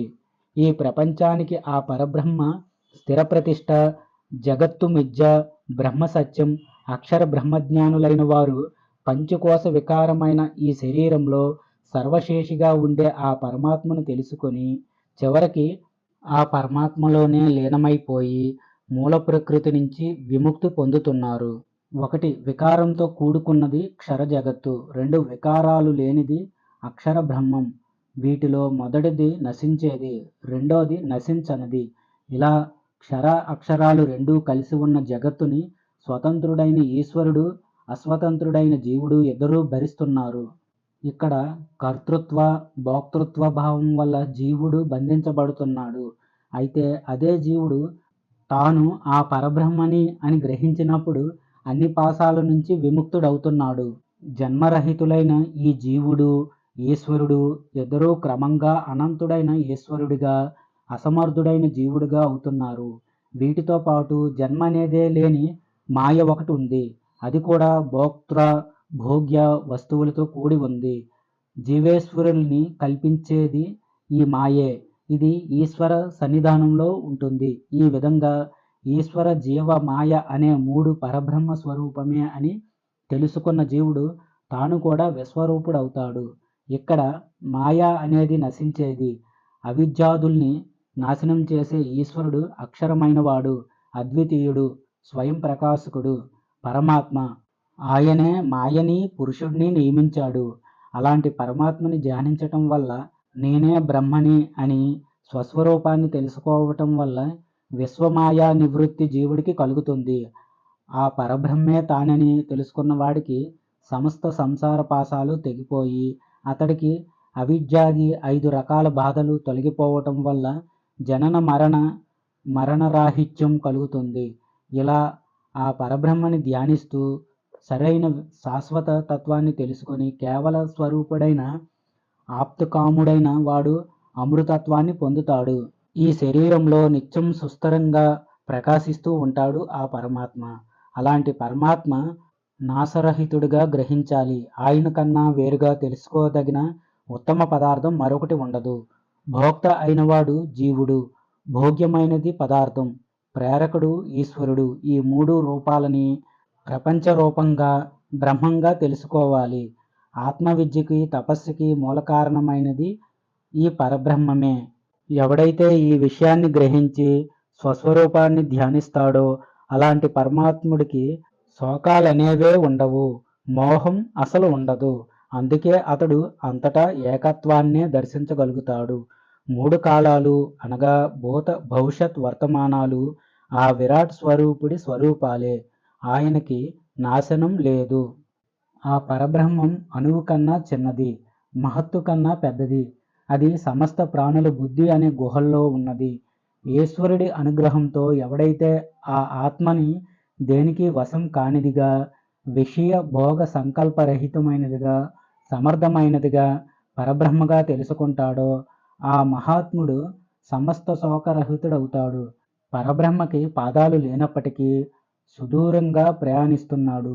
చేతులు లేనప్పటికీ అన్నిటినీ గ్రహిస్తున్నాడు. కళ్ళు లేకపోయినప్పటికీ సర్వాన్ని దర్శిస్తున్నాడు. చెవులు లేనప్పటికీ అన్నీ వింటున్నాడు. ఆయన్ని సంపూర్ణంగా తెలుసుకునేవాడు ఇంకొకడు లేడు. అలాంటి పరమపురుషుడినే ఎంతో గొప్పవాడుగా ఋషులు కీర్తిస్తున్నారు. జ్ఞాని అయినవాడు ఆత్మని శరీరం లేనిదానిగా, అనిత్యమైన శరీరంలో ఉన్నదానిగా, ఎంతో గొప్పదిగా, అన్నిటికీ ప్రభువుగా తెలుసుకొని ఎలాంటి శోకాల్ని పొందడు. ఈ సర్వానికి సృష్టికర్త అయినవాడు, ఊహించడానికి కూడా వీలులేని శక్తి కలిగినవాడు, వేదార్థ విజ్ఞానం ద్వారా తెలుసుకోదగ్గవాడు, పరం కన్నా పరమైనవాడు, సర్వోత్కృష్టుడు, శాశ్వతం కాని ఈ సృష్టిలో ఒక్కసారైనా తెలుసుకోవలసిన వాడు ఆ పరబ్రహ్మ. అలాంటి బ్రహ్మని తెలుసుకున్న వాడికి దుఃఖాలుండవు. సర్వజ్ఞుడు, కవి, పురాణ పురుషుడు, పురుషోత్తముడు, సర్వేశ్వరుడు, సకల దేవతల చేత ఉపాసించబడేవాడు, ఆది మధ్యాంతరహితుడు, అనంతుడు, అవ్యయుడు, త్రిమూర్తి స్వరూపుడు అయిన ఆ పరబ్రహ్మను తెలుసుకున్నవాడు బాధల నుంచి విముక్తి పొందుతాడు. పంచభూతాలలో ఉండేది అనంత సంసార విస్తారమైనది అయిన ఈ ప్రపంచం మొత్తం ఆ పరబ్రహ్మ శక్తితో ఆవరించబడి ఉంది.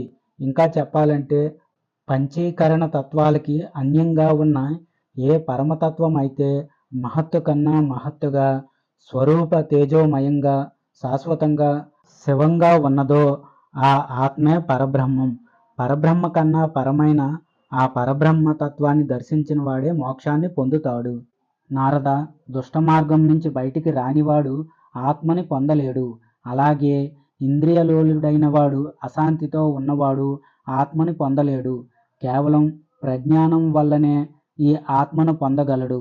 ఆత్మ అనేది అంతఃప్రజ్ఞ కలిగింది కాదు, బహిప్రజ్ఞ కూడా కలిగింది కాదు, స్థూల స్వరూపం కాదు, అస్థూల స్వరూపము కాదు, జ్ఞానం కాదు, అజ్ఞానం కాదు, ఉభయ ప్రజ్ఞం కూడా కాదు. ఇంకా చెప్పాలంటే ఆ ఆత్మ గ్రహించలేనిది, వ్యవహరించలేనిది. ఇలాంటి పరబ్రహ్మని స్వస్వరూపంలో స్వయంగా తెలుసుకున్నవాడే ముక్తుడవుతాడు. ఈ విధంగా భగవంతుడైన బ్రహ్మదేవుడు నారద మహర్షి అడిగిన అన్ని విషయాల గురించి ప్రబోధించాడు. పరివ్రాజకుడైన వాడు స్వస్వరూపాన్ని తెలుసుకొని ఏకాంతంగా సంచరించాలి. భయపడ్డ జింకల ఒకే చోట ఉండకుండా తిరుగుతూ ఉండాలి. తన శరీరాన్ని తప్ప మిగిలినవన్నీ వర్జించాలి. మధుకరం ద్వారా భిక్షను తెచ్చుకోవాలి. స్వస్వరూపానుసంధానం చేస్తూ ఈ సర్వాన్ని తానుగానే భావిస్తూ ఉండాలి. ఇలా ఉంటే అతడు తనలోనే ముక్తి పొందుతాడు. సకల క్రియల్ని విసర్జించిన పరివ్రాజకుడు గురు శిష్య భావాన్ని, శాస్త్రాల్ని, సమస్త సంసారాన్ని విడిచిపెట్టడం వల్ల మోహరహితుడవుతాడు. ధనం లేనివాడు సుఖాన్ని పొందలేడు. కేవలం ధనవంతుడే సుఖాన్ని పొందుతున్నాడు. అదేవిధంగా జ్ఞాన అజ్ఞానాలకు అతీతమైన ఆత్మతత్వాన్ని తెలుసుకొని సుఖదుఖాలకు అతీతుడై సర్వసిద్ధుల్ని ప్రసాదించే ఆ సర్వేశ్వరుడై చివరికి ఆ పరబ్రహ్మే అవుతున్నాడు. ఆ పరబ్రహ్మ తానేనని భావాన్ని కలిగి ఉండటమే విష్ణు స్థానమైన పరమపదం. ఆ పరమపదానికి చేరిన యోగులు తిరిగి జన్మించరు. ఆ దివ్యస్థానంలో సూర్యచంద్రులు ప్రకాశించలేరు. ఎందుకంటే వారిద్దరూ ఆ పరబ్రహ్మ జ్యోతిలో అంతర్భాగాలుగా వెలుగొందుతున్నారు కాబట్టి. అక్కడికి చేరిన జ్ఞాని ఇక తిరిగి రాడు, తిరిగి జన్మించడు. అదే కైవల్యం, అదే పరమపదం. అథర్వ వేదాంతర్గత ఉపనిషత్తులలో 8వది అయిన నారద పరివ్రాజకోపనిషత్తు సమాప్తం. స్వస్తి. జయ శ్రీరామ.